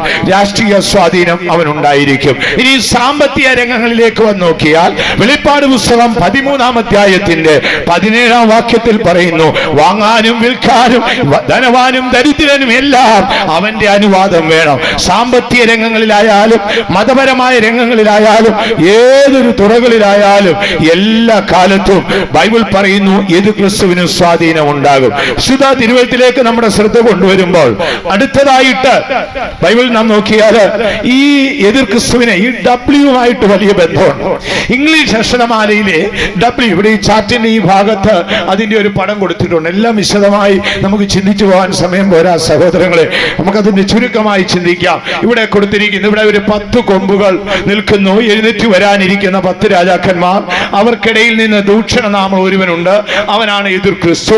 ഇനി അടുത്തതായി നാം നോക്കിയാൽ ഇംഗ്ലീഷ് അക്ഷരമാലയിലെ ഡബ്ല്യുവിന് വലിയ പ്രാധാന്യമുണ്ട്. വേദപുസ്തകം നമ്മൾ പഠിച്ചാല് വെളിപ്പാട് പുസ്തകം 13-ാം അധ്യായത്തില് 5 പ്രാവശ്യം ഈ കാര്യം എടുത്തു പറയുന്നുണ്ട്. വെളിപ്പാട് പുസ്തകത്തിലേക്ക് വരുമ്പോൾ അതിന്റെ 13-ാം അധ്യായത്തിന്റെ 12-ാം വാക്യത്തിലും 14-ാം വാക്യത്തിലും ഈ മൃഗത്തെ കുറിച്ച് പറഞ്ഞിരിക്കുന്നത് മുറിവേറ്റ മൃഗമെന്നാണ്. ഇംഗ്ലീഷ് ബൈബിളിൽ അതിന് കൊടുത്തിരിക്കുന്നു വൂണ്ട് എന്നാണ്, മുറിവേറ്റവൻ. അവിടെയും ഉച്ചാരണത്തിന്റെ ആരംഭത്തിൽ ഡബ്ല്യു എന്ന വാക്ക്, ആ അക്ഷരം നമുക്ക് കാണാം. രണ്ടാമതായി വെളിപ്പാട് പുസ്തകം 13-ാം അധ്യായത്തിന്റെ 3, 6 വാക്യങ്ങളിലും 17-ന്റെ 18-ാം വാക്യങ്ങളിലും അവിടെ എഴുതിയിരിക്കുന്നത് വണ്ടർഫുൾ എന്നാണ്, അവനൊരു അത്ഭുതമായിരിക്കും. അവിടെയും ഈ ഡബ്ല്യു എന്ന വാക്കിന് പ്രാധാന്യമുണ്ട്. മൂന്നാമതായി വെളിപ്പാട് പുസ്തകം 13-ാം അധ്യായത്തിന്റെ 4, 8 വാക്യങ്ങൾ വായിക്കുമ്പോൾ അവിടെ വർഷിപ്പ് എന്നാണ് എഴുതിയിരിക്കുന്നത്. അവിടെയും ഡബ്ല്യുവിന് പ്രാധാന്യമുണ്ട്. വെളിപ്പാട് പുസ്തകം 13-ന്റെ 5, 6 വാക്യങ്ങൾ എഴുതുമ്പോൾ അവിടെ വേഡ്സ് എന്നാണ് എഴുതിയിരിക്കുന്നത്. അവിടെ വാക്ക് അല്ലെങ്കിൽ അവിടെയും ഡബ്ല്യുവിന് പ്രാധാന്യമുണ്ട്. വെളിപ്പാട് പുസ്തകം 13-ന്റെ 7 വായിക്കുമ്പോൾ അവിടെ വാർ അല്ലെങ്കിൽ യുദ്ധം എന്ന് എഴുതിയിരിക്കുന്നു. അവിടെയും ഡബ്ല്യുവിന് പ്രാധാന്യമുണ്ട്. ഓർത്തുകൊള്ളണമേ, ഒന്നാമത് ഇവൻ മുറിവേറ്റവനായിരിക്കും. രണ്ടാമത് ഇവനൊരു അത്ഭുത വിഷയമായിരിക്കും. മൂന്നാമത് ഇവനൊരു ആരാധന കൊതിയനായിരിക്കും. നാലാമത് ഇവന്റെ വാക്കുകൾ വളരെ അത്ഭുതമായിരിക്കും. അഞ്ചാമത് അവൻ യുദ്ധ കൊതിയനായിരിക്കും. ഇങ്ങനെ ഇംഗ്ലീഷ് അക്ഷരമാലയിലെ ഡബ്ല്യുവിന് വലിയ പ്രാധാന്യം കൊടുത്തിട്ടുണ്ട്. വെളിപ്പാട് പുസ്തകം 13-ാം അധ്യായം പഠിച്ചാൽ ഇങ്ങനെ 5 ഭാഗത്തായി ഇത് കാണാൻ കഴിയും. ദൈവത്തിന് മഹത്വം ഉണ്ടാകട്ടെ. അടുത്ത ഭാഗത്തേക്ക് നമുക്ക് നമ്മുടെ ശ്രദ്ധയെ കൊണ്ടുവരാം. ഇന്ന് രാത്രിയിൽ നമുക്ക് അടുത്തതായി ചിന്തിക്കേണ്ടത് ഇവന്റെ ഭരണകാലഘട്ടത്തില് ലോകത്തെ ആഗോള വ്യാപകമായി കേന്ദ്രീകരിക്കേണ്ടതിന് അല്ലെങ്കിൽ ഏകീകരിക്കേണ്ടതിന് ശാസ്ത്രം കൊണ്ടുവരുന്ന ഒന്നാണ് മൈക്രോചിപ്പ്. ദൈവത്തിന് മഹത്വം ഉണ്ടാകട്ടെ. മൈക്രോചിപ്പിന്റെ പദ്ധതി ഇന്ന് ലോകത്തിൽ വന്നിരിക്കുകയാണ്. ഇപ്പോൾ നാം 2 ഭാഗം ചിന്തിച്ചു തീർന്നു. ഒന്ന്, തകർന്ന സാമ്രാജ്യത്തിന്റെ പുനർസ്ഥാപനം. 2, അവയ്ക്കിടയിൽ നിന്ന് എഴുന്നേറ്റ് വരുന്ന സ്വേച്ഛാധിപതിയായ എതിർ ക്രിസ്തു, അവന് ലോകത്തിൽ ഉണ്ടാകുന്ന സ്വാധീനത, അവന്റെ ഭരണകാലഘട്ടം. ഇനി അടുത്തതായി നമുക്ക് ചിന്തിക്കേണ്ടത് എതിർ ക്രിസ്തുവിന്റെ സ്വാധീനതയാൽ ശാസ്ത്ര പുരോഗതിയായിട്ട് ഒരു മൈക്രോചിപ്പ് ലോകത്തിലേക്ക് വരും. ഇന്ന് അതിനു മുന്നോടിയായി ലോകത്തിൽ പലയിടങ്ങളിലും അത് സ്ഥാപിക്കപ്പെട്ട് കഴിഞ്ഞിരിക്കുക. ഏറിയ വർഷങ്ങൾക്ക് മുൻപ് John F Kennedy American president ആയിരിക്കും കാലത്ത് അമേരിക്കയിലെ ശാസ്ത്രജ്ഞന്മാരാണ് ആദ്യം പട്ടാള ക്യാമ്പിലേക്ക് ഈ പദ്ധതി കൊണ്ടുവന്നത്. എന്നാൽ കെന്നഡി വലിയ ദൈവഭക്തനൊന്നും ആയിരുന്നെങ്കിലും കൊച്ചുകുട്ടിക്കാലത്ത് സൺഡേ സ്കൂൾ പഠിച്ച ഒരു അറിവുള്ളത് കൊണ്ട് താൻ അതിന് കർക്കശം നിരോധിച്ചു. ഇല്ല, അത് സാത്താന്റെ പരിപാടിയാണ്, ആ പരിപാടി വേണ്ട എന്ന് പറഞ്ഞു. എന്നാൽ പിൽക്കാലത്ത് യൂറോപ്പിലെ പല രാജ്യങ്ങളിലും ലാറ്റിൻ അമേരിക്കൻ രാജ്യങ്ങളിലും ഒക്കെ ഇതിനെക്കുറിച്ച് റിസർച്ച് നടത്തി. ലോകത്തിലെ പ്രശസ്തമായ കമ്പനികളിലൊന്നായ മോട്ടോളോയാണ് ആദ്യമായി ഓസ്ട്രേലിയയിൽ ഈ ചിപ്പിന്റെ പദ്ധതി കൊണ്ടുവന്നത്. ഈ ചാർട്ടിന്റെ ഈ ഭാഗത്ത് അതിന്റെ ഒരു പടം കൊടുത്തിട്ടുണ്ട്, മൈക്രോ ചിപ്പ്. ഇതിന്ന് വളരെ സർവ്വസാധാരണമാണ്. നാം പേപ്പറുകളിലൊക്കെ ഡെയിലി വായിക്കുന്നു. അമേരിക്കയിലും പേർഷ്യൻ നാടുകളിലും ജർമ്മനിയിലും ഒക്കെ സമ്പന്നരായ ആളുകൾ ഇത് ഇപ്പോൾ കൈമേലോ നെറ്റിമേലോ ഏറ്റുവാങ്ങിയാണ്. ഈ ചാർട്ടിന്റെ ഭാഗത്ത് അത് ഏൽക്കുന്ന ഒരു പടമുണ്ട്. ശ്രദ്ധിച്ചാട്ട് വലത് കൈയിൽ ഒരു സിറിഞ്ച് ഉപയോഗിച്ച് ഈ ചിപ്പ് ഉൾക്കൊള്ളിക്കുന്ന ഒരു പടം കൂടെ കൊടുത്തിട്ടുണ്ട്. തൊട്ടു താഴെയായിട്ട് ഒരു പെൺകുട്ടി ഉറങ്ങുന്നു, അവളുടെ നെറ്റിയിൽ ഒരു ആ ചിപ്പ് കടത്തുന്നതായ ഒരു പടം. ഇതൊരു മലയാളി കുടുംബത്തിന്റെ കാര്യമാണ്, അതാണ് വേറൊരു പ്രത്യേകത. അമേരിക്കയിൽ ആദ്യമായി ഇതേറ്റത് ഒരു മലയാളി കുടുംബമാണ്. പ്രശസ്തരായ അവരുടെ പടം പിൽക്കാലത്ത് ഇന്റർനെറ്റിൽ വന്നു. ഒരു സ്നേഹിതൻ അതെടുത്ത് ചാർട്ടിൽ ക്രമീകരിച്ചു തന്നതാണ്. 666 എന്നൊരു മുദ്ര. ഇവിടെ ഒരു മൈക്രോ ചിപ്പിന്റെ പടം കൊടുത്തിട്ടുണ്ട്. ഇത് കേവലം വളരെ ചെറുതാണ്, വളരെ ഒരു നെൽമണിയുടെ വലിപ്പം മാത്രമേ ഉള്ളൂ. ദൈവത്തിന് മഹത്വം ഉണ്ടാകട്ടെ. ഇത് മനുഷ്യന്റെ കയ്യേലോ നെറ്റിയേലോ അങ്ങ് കയറ്റിയാൽ മതി. 3000-ലധികം ഡിജിറ്റൽ വാക്കുകൾ ഉൾക്കൊള്ളാൻ ശേഷിയുള്ള ചിപ്പ് വരെയാണ് ഇപ്പോൾ കണ്ടെത്തിയിരിക്കുന്നത്. ഇന്ത്യ, ചൈന, പാകിസ്ഥാൻ, കൊറിയ തുടങ്ങിയ ഈ ഏഷ്യയിലെ പല രാജ്യങ്ങളും ആ കരാറിന് ഒപ്പിട്ട് കഴിഞ്ഞിരിക്കുകയാണ്. അതിന് മുന്നോടിയായിട്ടാണ് നമ്മുടെ നാട്ടിൽ ഇപ്പോൾ ഒരു ആധാർ കാർഡ് ഇറങ്ങിയിട്ടുണ്ട്. പലരും പേടിച്ചു പോയാണ് അത് എടുക്കുന്നത്. ആധാർ കാർഡ് അതിന്റെ ഒരു മുന്നോടിയാണ്. എന്നാൽ ഇത് ലോകത്തിൽ അംഗീകരിക്കപ്പെടുന്നത് യേശുവിന്റെ വരവിന് ശേഷമാണ്. ദൈവത്തിന് മഹത്വം ഉണ്ടാകട്ടെ. ഈ മൈക്രോ ചിപ്പ് രൂപീകരിച്ചു കൊണ്ടുവരുമ്പോൾ അത് ഏറ്റവും സുരക്ഷമാക്കേണ്ടതിന് അതിന്റെ ക്രമീകരണ സമയത്ത് അതിന്റെ ID കാർഡിന്റെ ബയോമെട്രിക് ക്രമീകരിക്കുമ്പോൾ ആ ശാസ്ത്രജ്ഞന്മാർ ആവശ്യപ്പെട്ടത് മനുഷ്യന്റെ കൈയുടെ പെരുവിരലിന്റെ രേഖകളും മനുഷ്യന്റെ കണ്ണിന്റെ റെറ്റിനായുടെ ചിത്രവുമാണ്. ദൈവത്തിന് മഹത്വം ഉണ്ടാകട്ടെ. ഇത് രണ്ടിനും ഒരിക്കലും മാറ്റം വരികയില്ല. ആകയാൽ ഇത് രണ്ടുമാണ് ഏറ്റവും സുരക്ഷിതമായ കാര്യം. നമ്മുടെ ഇന്ത്യ ഉൾപ്പെടെ 24 രാജ്യങ്ങളാണ് മോട്ടോളോ കമ്പനിയുമായിട്ട് ആ എഗ്രിമെന്റിൽ ഒപ്പിട്ടിരിക്കുന്നത്. അമേരിക്കയിലെ പല സമ്പന്നന്മാരും അത് ഏറ്റുകഴിഞ്ഞിരിക്കുന്നു. സാത്താൻ ലോകത്തെ വാഴുമ്പോൾ മനുഷ്യവർഗത്തെ ഏകീകരിക്കേണ്ടതിന് മനുഷ്യന്റെ കൈമേലോ നെറ്റിമേലോ ഈ മുദ്ര ഉണ്ടാക്കും. ഇതൊക്കെ ഒരു കാലത്ത് അത്ഭുതമാണ്. വെളിപ്പാട് പുസ്തകം 13-ാം അധ്യായത്തിന്റെ 16 തുടങ്ങിയുള്ള വാക്യങ്ങൾ പെട്ടെന്ന് വായിച്ചാട്ട്. അത് ചെറിയവരും വലിയവരും സമ്പന്നന്മാരും ദരിദ്രന്മാരും സ്വതന്ത്രന്മാരും ദാസന്മാരുമായ എല്ലാവർക്കും വലങ്കൈമേലോ നെറ്റിയിലോ മുദ്ര കിട്ടുമാറ് മൃഗത്തിന്റെ പേരോ പേരിന്റെ സംഖ്യയോ. മൃഗമെന്നറിയാമോ? സമുദ്രത്തിൽ നിന്ന് കയറി വരുന്ന മൃഗം. യോഹന്നാൻ കണ്ട സമുദ്രത്തിൽ നിന്ന് കയറി വന്ന മൃഗത്തിന്റെ പേരോ അതിന്റെ പേരിന്റെ സംഖ്യയായ 666 കൈമേലോ നെറ്റിമേലോ ഏൽക്കാത്തവന് വാങ്ങാനോ വിൽക്കാനോ സാധ്യമല്ല. ദൈവത്തിന് മഹത്വം ഉണ്ടാകട്ടെ. ലോകം ഇന്നത് സന്തോഷത്തോടെ സ്വീകരിക്കുകയാണ്. സമ്പൽ സമൃദ്ധിയുടെ രാജവീതിയിൽ ഒഴുകുന്ന ലോകമേ, നിന്റെ ജീവിത സൗകര്യത്തിനായി നിന്റെ കൈയും നെറ്റിയും നീ സാത്താൻ ഏൽപ്പിച്ചു കൊടുക്കുമ്പോൾ വർഷങ്ങൾക്ക് മുൻപേ നിന്റെ സൃഷ്ടാവായ ദൈവത്തിന്റെ വചനം വിളിച്ചു പറഞ്ഞു. ലോകത്തിൽ ദുഷ്ടനായ ഭരണകർത്താവ് എഴുന്നേറ്റ് വരുമ്പോൾ അവൻ ലോകത്തിൽ ധനവാന്റെയും ദരിദ്രന്റെയും ആണിന്റെയും പെണ്ണിന്റെയും എല്ലാം കൈമേലോ നെറ്റിമേലോ ആ മുദ്ര ഏൽക്കണം. ഒന്നുകൂടെ വായിച്ചാട്ട്. എല്ലാവർക്കും വലങ്കൈമേലോ നെറ്റിയിലോ എല്ലാവർക്കും വലങ്കൈമേലോ നെറ്റിയിലോ മുദ്ര കിട്ടുമാറ് മൃഗത്തിന്റെ പേരോ പേരിന്റെ സംഖ്യയായ മുദ്രയുള്ളവനല്ലാതെ. ഇവിടെ അതിന്റെ പടം കൊടുത്തിരിക്കുന്നു. 666 എന്നാണ് കൊടുത്തിരിക്കുന്നത്. മൈക്രോ ചിപ്പിന്റെ ഒരു പടം കണ്ടില്ലേ? ഒരു നെല്ലരിയുടെ വലുപ്പം മാത്രമേ ഉള്ളൂ. ഒരു ചെറിയ സിറിഞ്ച് ഉപയോഗിച്ച് നമ്മുടെ കയ്യിൽ കയറ്റാം. മനുഷ്യ ശരീരത്തിൽ ഏറ്റവും ഉന്നത ഊഷ്മാവ് നിലനിൽക്കുന്നത് അവന്റെ വലത് കൈയിലും അവന്റെ നെറ്റിയിലുമാണ്. നാം നമ്മുടെ കുഞ്ഞുങ്ങളുമായി ഡോക്ടർമാർ അടുക്കൽ ചെന്നാൽ കുഞ്ഞിന് പനിയുണ്ടോ എന്ന് നോക്കുന്നത് ആദ്യം നെറ്റിയേലോ അല്ലെങ്കിൽ വലത് കൈയേലോ പിടിച്ചാണ്. മനുഷ്യ ശരീരത്തിൽ ഏറ്റവും ഉന്നത ഊഷ്മാവ് ഊഷ്മാവ് നിലനിൽക്കുന്ന സ്ഥലത്ത് ഈ ചിപ്പ് സൂക്ഷിക്കാനൊക്കത്തുള്ളൂ. മനുഷ്യ ശരീരത്തിലെ ഊഷ്മാവ് കൊണ്ട് അത് സ്വയം പ്രവർത്തിച്ചോളും. ഇത് നമ്മുടെ ശരീരത്തിൽ ഏറ്റുവാങ്ങിയാൽ പിന്നെ ID കാർഡുകളോ പാസ്പോർട്ടുകളോ നമ്മുടെ നമ്മുടെ അഡ്രസ്സുകളോ അല്ലെങ്കിൽ നമ്മുടെ സ്കൂൾ സർട്ടിഫിക്കറ്റുകളോ നമ്മുടെ ലൈസൻസോ ഒന്നും ആവശ്യമില്ല. ഏതൊരു ഓഫീസുകളിൽ ചെന്നാലും ഏതൊരു ബാങ്കുകളിൽ ചെന്നാലും നിങ്ങൾ ജീവിച്ചിരിക്കുന്നിടത്തോളം കാലം നിങ്ങളുടെ സകല റെക്കോർഡുകളും അവിടെ സൂക്ഷിക്കപ്പെടും. ദൈവത്തിന് മഹത്വം ഉണ്ടാകട്ടെ. അമേരിക്കയിലെ പല സമ്പന്നന്മാരും ഇത് ഏറ്റിരിക്കുകയാണ്. ലോകത്തിൽ അവരെവിടെ ഇരിക്കുന്നു എന്ന് അവരുടെ വീട്ടിലിരിക്കുന്നവർക്കറിയാം. ജർമ്മനിയിൽ പല സ്കൂൾ കുട്ടികളുടെയും കൈമേൽ ഇത് മാതാപിതാക്കന്മാർ പതിപ്പിക്കുന്നു. കാര്യം കുഞ്ഞുങ്ങളുടെ ജീവിതത്തിന് സുരക്ഷിതമാണ്. ആരെങ്കിലും ഇവരെ തട്ടിക്കൊണ്ടുപോയി കൊന്ന് മഹാസമുദ്രത്തിന്റെ ആഴത്തിൽ എറിഞ്ഞു കളഞ്ഞാലും ഡെഡ് ബോഡി എവിടെ കിടക്കുന്നു എന്നുള്ളത് കണ്ടെത്താം. ഇതാദ്യമായി റിസർച്ച് നടത്തിയതിൽ ഒരു ഭാഗം ആഫ്രിക്കൻ വനത്തിലായിരുന്നു. വലിയ കാണ്ടാമൃഗത്തെയൊക്കെ പിടിച്ച് അവനെ വെടിവെച്ച് മയക്കിയിട്ട് അവന്റെ കാതിൽ ഈ ചിപ്പ് കുത്തി കയറ്റി വിട്ടിരിക്കുകയാണ്. അതിനുശേഷം അവന്റെ വഴിക്ക് വിട്ടു. എത്ര വർഷം കഴിഞ്ഞാലും ലണ്ടനിൽ ഇരിക്കുന്നവൻ അവന്റെ കമ്പ്യൂട്ടർ ഓൺ ചെയ്താൽ ഈ കാണ്ടാമൃഗം ആഫ്രിക്കയിൽ ഏത് ഭാഗത്ത് നിന്ന് പുല്ല് തിന്നുന്നു, ഇല്ലെങ്കിൽ ഇവൻ ചത്തുപോയോ, ഇവൻ ഇപ്പോൾ എവിടെയാണ്, അതിന്റെ കറക്റ്റ് ഫിലിം കിട്ടും. ഇത് റിസർച്ച് ചെയ്ത് ലോകം അംഗീകരിച്ചു.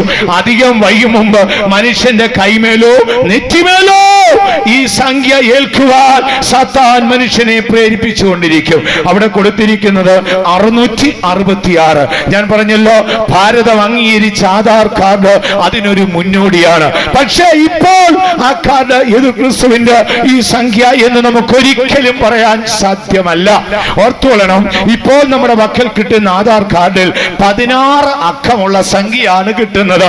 എന്നാൽ യേശുവിന്റെ വരവിന് ശേഷം ഏത് ക്രിസ്തു ലോകത്തിൽ വരുമ്പോൾ ഈ 16 അക്കമുള്ള ഈ ആധാർ കാർഡ് ഓൾ വേൾഡ് അല്ലെങ്കിൽ മുഴു ലോകത്തിലും ഒരുപോലെ വ്യാപരിക്കും. അങ്ങനെ മുഴു ലോകത്തിലും ഈ സംഖ്യ വ്യാപരിച്ചു വരുമ്പോൾ അതിന്റെ ഫ്രണ്ടിലോട്ട് 200 വരും. ഇത് നാഷണൽ നമ്പർ ആവും. നാഷണൽ നമ്പറായി രൂപീകരിക്കുമ്പോൾ നിങ്ങളുടെ പക്കലുള്ള ആ 16 അക്ക ഐഡി കാർഡിൽ നിന്ന് 20 ഫ്രണ്ടിലോട്ട് വരും. അപ്പോൾ മൊത്തം എത്ര ഉണ്ടെന്നറിയാമോ? 18 അക്കമുണ്ട്. വെളിപ്പാട് പുസ്തകത്തിൽ പറയുന്നു, ബുദ്ധിയുള്ളവൻ ഗണിക്കട്ടെ. ഗണിച്ചാലാണ് ഈ 666 കിട്ടുന്നത്. അല്ല എല്ലാ മനുഷ്യന്റെ നെഞ്ചത്തും തലയിലും നെറ്റിയിലും 666 എഴുതുന്നല്ല. അത് ഗണിച്ചെടുത്താൽ 666 കിട്ടും. 18 അക്കമുള്ള സംഖ്യയെ നിങ്ങളൊന്ന് ഗണിച്ചെടുത്താൽ 3 6 ചേർന്നതാണ് 18. അതിനാണ് എഴുതിയിരിക്കുന്നത്, ബുദ്ധിയുള്ളവൻ ഗണിക്കട്ടെ. അത് മൃഗത്തിന്റെ സംഖ്യയായിരിക്കും 666. ഒന്ന് വായിച്ചാട്ടെ. ബുദ്ധിയുള്ളവൻ മൃഗത്തിന്റെ സംഖ്യ ഗണിക്കട്ടെ. ബുദ്ധിയുള്ളവൻ മൃഗത്തിന്റെ സംഖ്യ ഗണിക്കട്ടെ. അതൊരു മനുഷ്യന്റെ സംഖ്യ അത്രേ. അത് ഒരു മനുഷ്യന്റെ സംഖ്യ അത്രേ. അതിന്റെ സംഖ്യ 666. ഞാൻ പറഞ്ഞല്ലോ, ഭാരതം അംഗീകരിച്ച് ഭാരത ജനതയുടെ മേൽ അടിച്ചേൽപ്പിക്കാൻ ശ്രമിക്കുന്ന ആധാർ കാർഡ് രാജ്യത്തിന്റെ സുരക്ഷിതമെന്ന് ഭരണകർത്താക്കന്മാർ രാജ്യത്തെ ഭരിക്കുന്ന ഭരണകർത്താക്കന്മാർ അതിശക്തമായി ആവശ്യപ്പെടുമ്പോൾ ദൈവമക്കളെ ഓർത്തുകൊള്ളണമേ, ഇതിന്റെ പിന്നിൽ അന്ധകാരത്തിന്റെ ഒരു ശക്തി ഉണ്ട്. ആ കാര്യം നാം അറിഞ്ഞിരിക്കണം. എന്നാൽ ഇത് എപ്പോൾ ലോകത്തിൽ അത് സ്വാധീനപ്പെടും അല്ലെങ്കിൽ ലോകത്തിൽ അംഗീകരിക്കപ്പെടും എന്ന് ചോദിച്ചാൽ നമ്മൾ തെസ്സലോനിക്ക ലേഖനത്തിൽ ഒരു വാക്യം വായിച്ചു, തടയുന്നവൻ വഴിയിൽ നിന്ന് നീങ്ങിപ്പോകണം, അപ്പോൾ അധർമ്മമൂർത്തിയായവൻ വെളിപ്പെട്ടു വരും. യേശു വന്ന് വിശുദ്ധന്മാർ എടുക്കപ്പെട്ട് ആത്മാവും സഭയും എടുക്കപ്പെട്ട് കഴിയുമ്പോഴാണ് ഈ അധർമ്മമൂർത്തി പ്രത്യക്ഷപ്പെട്ടു വരുന്നത്. അതിന് മുന്നോടിയാണ് ഇപ്പോഴത്തെ കാർഡ്. ഞാൻ പറഞ്ഞല്ലോ, ആധാർ കാർഡിൽ 16 അക്കം കേന്ദ്രീകരിച്ചാണ് തരുന്നത്. ഇത് മുഴു ലോകത്തിലും വ്യാപരിച്ചു. അമേരിക്ക, യൂറോപ്പ്, കാനഡ, സിലോണ, സിംഗപ്പൂര് എന്ന് വേണ്ട മുഴു ലോകത്തിലും ഈ സ്വേച്ഛാധിപതി ഭരിക്കുമ്പോൾ നിങ്ങളുടെ പക്കലിരിക്കുന്ന കാർഡിന്റെ ഫ്രണ്ടിൽ 20 വരും. കാൽക്കുലേഷൻ ചെയ്ത് നോക്കിക്കോ, അപ്പോൾ 18 അക്കമാകും. ബുദ്ധിയുള്ള കണക്ക് പഠിച്ചവരെന്ന് ഗണിച്ചാട്ട് ഇത് ഗണിച്ചെടുത്താൽ നിങ്ങൾക്ക് 3 6 കിട്ടും. എന്താ പറഞ്ഞത്? ബുദ്ധിയുള്ളവൻ ഗണിക്കട്ടെ. ഇത് മൃഗത്തിന്റെ സംഖ്യയായ 666. ലോകം ഇന്ന് സന്തോഷത്തോടെ കയ്യോ കാലോ മുതുകോ എന്ത് വേണേലും കാണിച്ചു തരാം, പതിച്ചോളാൻ പറഞ്ഞ് വെപ്രാളം കൂട്ടുകയാണ്. സഹോദരങ്ങളെ ഓർത്തുകൊള്ളണമേ, സാത്താൻ വാതുക്കൽ വന്ന് നിൽക്കുന്നു. വീണ്ടെടുപ്പിന്റെ നാൾ അടുത്തുപോയി. നമ്മൾ ഇനി അത് ഏറ്റാലുള്ള അവസ്ഥ എന്നാന്നറിയാമോ? വളരെ സന്തോഷമായിട്ടൊക്കെ തോന്നും. ഏറ്റാൽ ഈ ലോകത്തിലും നിത്യതയിലെയും പീഡന ഭയങ്കരമാണ്. വെളിപ്പാട് പുസ്തകം 16-ാം അധ്യായത്തിന്റെ 2-ാം വാക്യത്തിൽ യോഹന്നാൻ കാണുകയാണ്, ഈ മൃഗത്തിന്റെ മുദ്രയോ ഈ സംഖ്യയോ ഏറ്റവന് വലിയ ദുർവ്രണമുണ്ടായി. വായിച്ചാട്ടെ. ഒന്നാമത്തവൻ പോയി തന്റെ കലശം ഭൂമിയിൽ ഒഴിച്ചു. അപ്പോൾ മൃഗത്തിന്റെ മുദ്രയുള്ളവരും അതിന്റെ പ്രതിമയെ നമസ്കരിക്കുന്നവരുമായ മനുഷ്യർക്ക് വല്ലാത്ത ദുർവ്രണമുണ്ടായി. ഈ സംഖ്യ അംഗീകരിച്ച് ഞാൻ സാത്താനെ അംഗീകരിക്കുന്നു എന്ന് ഏറ്റു പറഞ്ഞുകൊണ്ട് പിശാചിന് നിന്റെ നെഞ്ചും കൈയും ഏൽപ്പിച്ചു കൊടുത്താൽ നീ ഓർത്തു കൊള്ളണമേ, ഭൂമിയിൽ അവന്റെ ശിക്ഷാവിധി എന്തെന്നറിയാമോ? അവന് വലിയ ദുർവ്രണം ഉണ്ടാകും. യോഹന്നാനോട് ആത്മാവ് പറയാണ്, മൃഗത്തെ നമസ്കരിച്ച് അതിന്റെ സംഖ്യ കൈമേലോ നെറ്റിമേലോ ഏറ്റിരിക്കുന്നവന് വലിയ ദുർവ്രണം ഉണ്ടാകും. അടുത്ത ഇനി നിത്യതയിൽ അവർ അവസ്ഥ എന്താ നോക്കാം. വെളിപ്പാട് പുസ്തകം 14:9 തുടങ്ങിയുള്ള വാക്യം നിർത്തി വായിക്കാം. മൂന്നാമത് വേറൊരു ദൂതൻ അവരുടെ പിന്നാലെ വന്നു. അവന്റെ പിന്നാലെ വന്ന് അത്യുച്ചത്തിൽ പറഞ്ഞത് മൃഗത്തെയും അതിന്റെ പ്രതിമയെയും നമസ്കരിച്ച് നെറ്റിയിലോ കൈമേലോ മുദ്രയേൽക്കുന്നവൻ ദൈവകോപത്തിന്റെ പാത്രത്തിൽ കലർപ്പില്ലാതെ പകർന്നിരിക്കുന്ന ദൈവക്രോധ മദ്യം കുടിക്കേണ്ടി വരും. അടുത്തത് വിശുദ്ധ ദൂതന്മാർക്കും കുഞ്ഞാടിനും മുൻപാകെ അഗ്നിഗന്ധകങ്ങളിൽ ദണ്ഡനം അനുഭവിക്കും. അവരുടെ ദൈവത്തിന് മഹത്വം ഉണ്ടാകട്ടെ. എതിർ ക്രിസ്തുവായ സാത്താൻ ലോകത്തെ ഭരിക്കുമ്പോൾ വലിയവന്റെ മേലും ചെറിയവന്റെ മേലും യജമാനന്റെ മേലും ദാസന്റെ മേലും അവൻ അടിച്ചേൽപ്പിക്കുന്ന ഈ സ്വേച്ഛാധിപത്യത്തിന്റെ നമ്പർ ഏൽക്കുന്ന ഒരുവന്റെ ശിക്ഷ ഭൂമിയിൽ അവന് വലിയ ദുർവ്രണം ഉണ്ടാകും. അനന്തനിത്യത തുറക്കുമ്പോൾ അവിടെ എഴുതിയിരിക്കുന്നു, ദൈവത്തിനും കുഞ്ഞാടിനും അവന്റെ ദൂതന്മാർക്കും മുൻപാകെ അവർ നിത്യാഗ്നിയിൽ എന്നേക്കും ദണ്ഡനം അനുഭവിക്കേണ്ടി വരും. ദൈവമക്കളെ, നമ്മളാരും കർത്താവായ യേശുവിന്റെ വരവിൽ കൈവിടപ്പെട്ടവരായി സാത്താന്റെ മുദ്രയേറ്റ് നിത്യനരകത്തിന് ഓഹരിക്കാരായി തീരരുതേ. നമ്മുടെ വീണ്ടെടുപ്പുകാരന്റെ വരവ് അടുത്തുപോയി. 6-ാമത്തെ സാമ്രാജ്യം ഇത് ക്രിസ്തുവിന്റെ സാമ്രാജ്യമാണ്. അവൻ 7 വർഷക്കാലം ഭൂമിയിൽ ഭരിക്കും.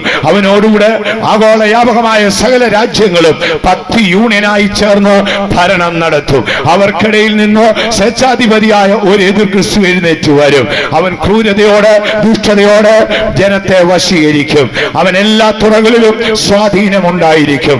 മതപരമായ കാര്യത്തില്, രാഷ്ട്രീയ കാര്യങ്ങളില്, ഭരണകാര്യങ്ങളിലൊക്കെയും അവന് സ്വാധീനമുണ്ടാകും. ഒന്നാമത് അവൻ മുറിവേറ്റവനും, രണ്ടാമത് ആരാധന കൊതിയനും, മൂന്നാമത് അത്ഭുതമായ വാക്കുകൾ ചെയ്യുന്നവനും, നാലാമത് മനുഷ്യ മനസ്സുകൾക്ക് ഇമ്പം വരുന്ന വാക്കുകളെ സംസാരിക്കുന്നവനും അവനൊരു യുദ്ധ കൊതിയനുമായിരിക്കും. അവൻ ജനത്തെ ഏകീകരിക്കേണ്ടതിന് ആഗോളവ്യാപകമായി 666 എന്നൊരു സംഖ്യ കൊണ്ടുവരും. ബുദ്ധിയുള്ളവൻ ഗണിച്ചെടുത്താൽ ആ ഗണന ഫലമായി കാണുന്നത് 666 ആയിരിക്കും. അവൻ 7 വർഷക്കാലം ഭൂമിയിൽ വാഴും. വാങ്ങണമോ വിൽക്കണമോ എന്ത് ചെയ്യണമെങ്കിലും ഈ സംഖ്യ കൈമേലോ നെറ്റിമേലോ ഏറ്റിരിക്കണം. സന്തോഷത്തോടെ സത്യമറിയാതെ നിങ്ങൾ ഇത് ഏറ്റുവാങ്ങിയാൽ ഭൂമിയിൽ ദുർവ്രണങ്ങൾ പിടിക്കപ്പെട്ടവരായി ഏറ്റവും അധികം വേദനപ്പെടുകയും നിങ്ങൾ മരിച്ച നിത്യതയിലെത്തുമ്പോൾ സാത്താനായി സ്വർഗം ഒരുക്കിയ നിത്യാഗ്നിയിൽ ദൈവത്തിന്റെയും കുഞ്ഞാടിന്റെയും അവന്റെ ദൂതന്മാരുടെയും മുൻപിൽ നിത്യം ദണ്ഡനം അനുഭവിക്കേണ്ടി വരും. ദൈവത്തിന് മഹത്വം ഉണ്ടാകട്ടെ. 6-ാമത്തെ സാമ്രാജ്യം ഇത് ക്രിസ്തുവിന്റെ സാമ്രാജ്യമാണ്. ഇനി 7-ാമത്തെ സാമ്രാജ്യം എന്ന് പറയുന്നത് നമ്മുടെ മശിഹായുടെ സാമ്രാജ്യമാണ്. ദാനിയേൽ പ്രവചനം 2-ാം അധ്യായത്തിന്റെ 44-ാം വാക്യത്തിൽ വരുമ്പോൾ ദാനിയേൽ നെബൂഖദ്നേസറിനോട് പറഞ്ഞു, രാജാവേ, ലോകത്തിന്റെ മുഴുവാധിപത്യവും ദൈവം തന്റെ വിശുദ്ധന്മാരിൽ കൊടുക്കും. ദാനിയേൽ പ്രവചനം 7-ാം അധ്യായത്തിൽ വരുമ്പോൾ അവിടെ പറയുന്നു, മുഴുവൻ ലോകത്തിന്റെയും ആധിപത്യം തന്റെ വിശുദ്ധന്മാരുടെ പക്കൽ കൊടുക്കും. ഇവിടെ നാം നോക്കിയാൽ ഈ ചാർട്ടിൽ 7ാമത്തെ യുഗത്തിന്റെ ഒരു പടം കൊടുത്തിട്ടുണ്ട്. 1000 ആണ്ട് വാഴ്ച എന്നാണ് അതിന് കൊടുത്തിരിക്കുന്നത്.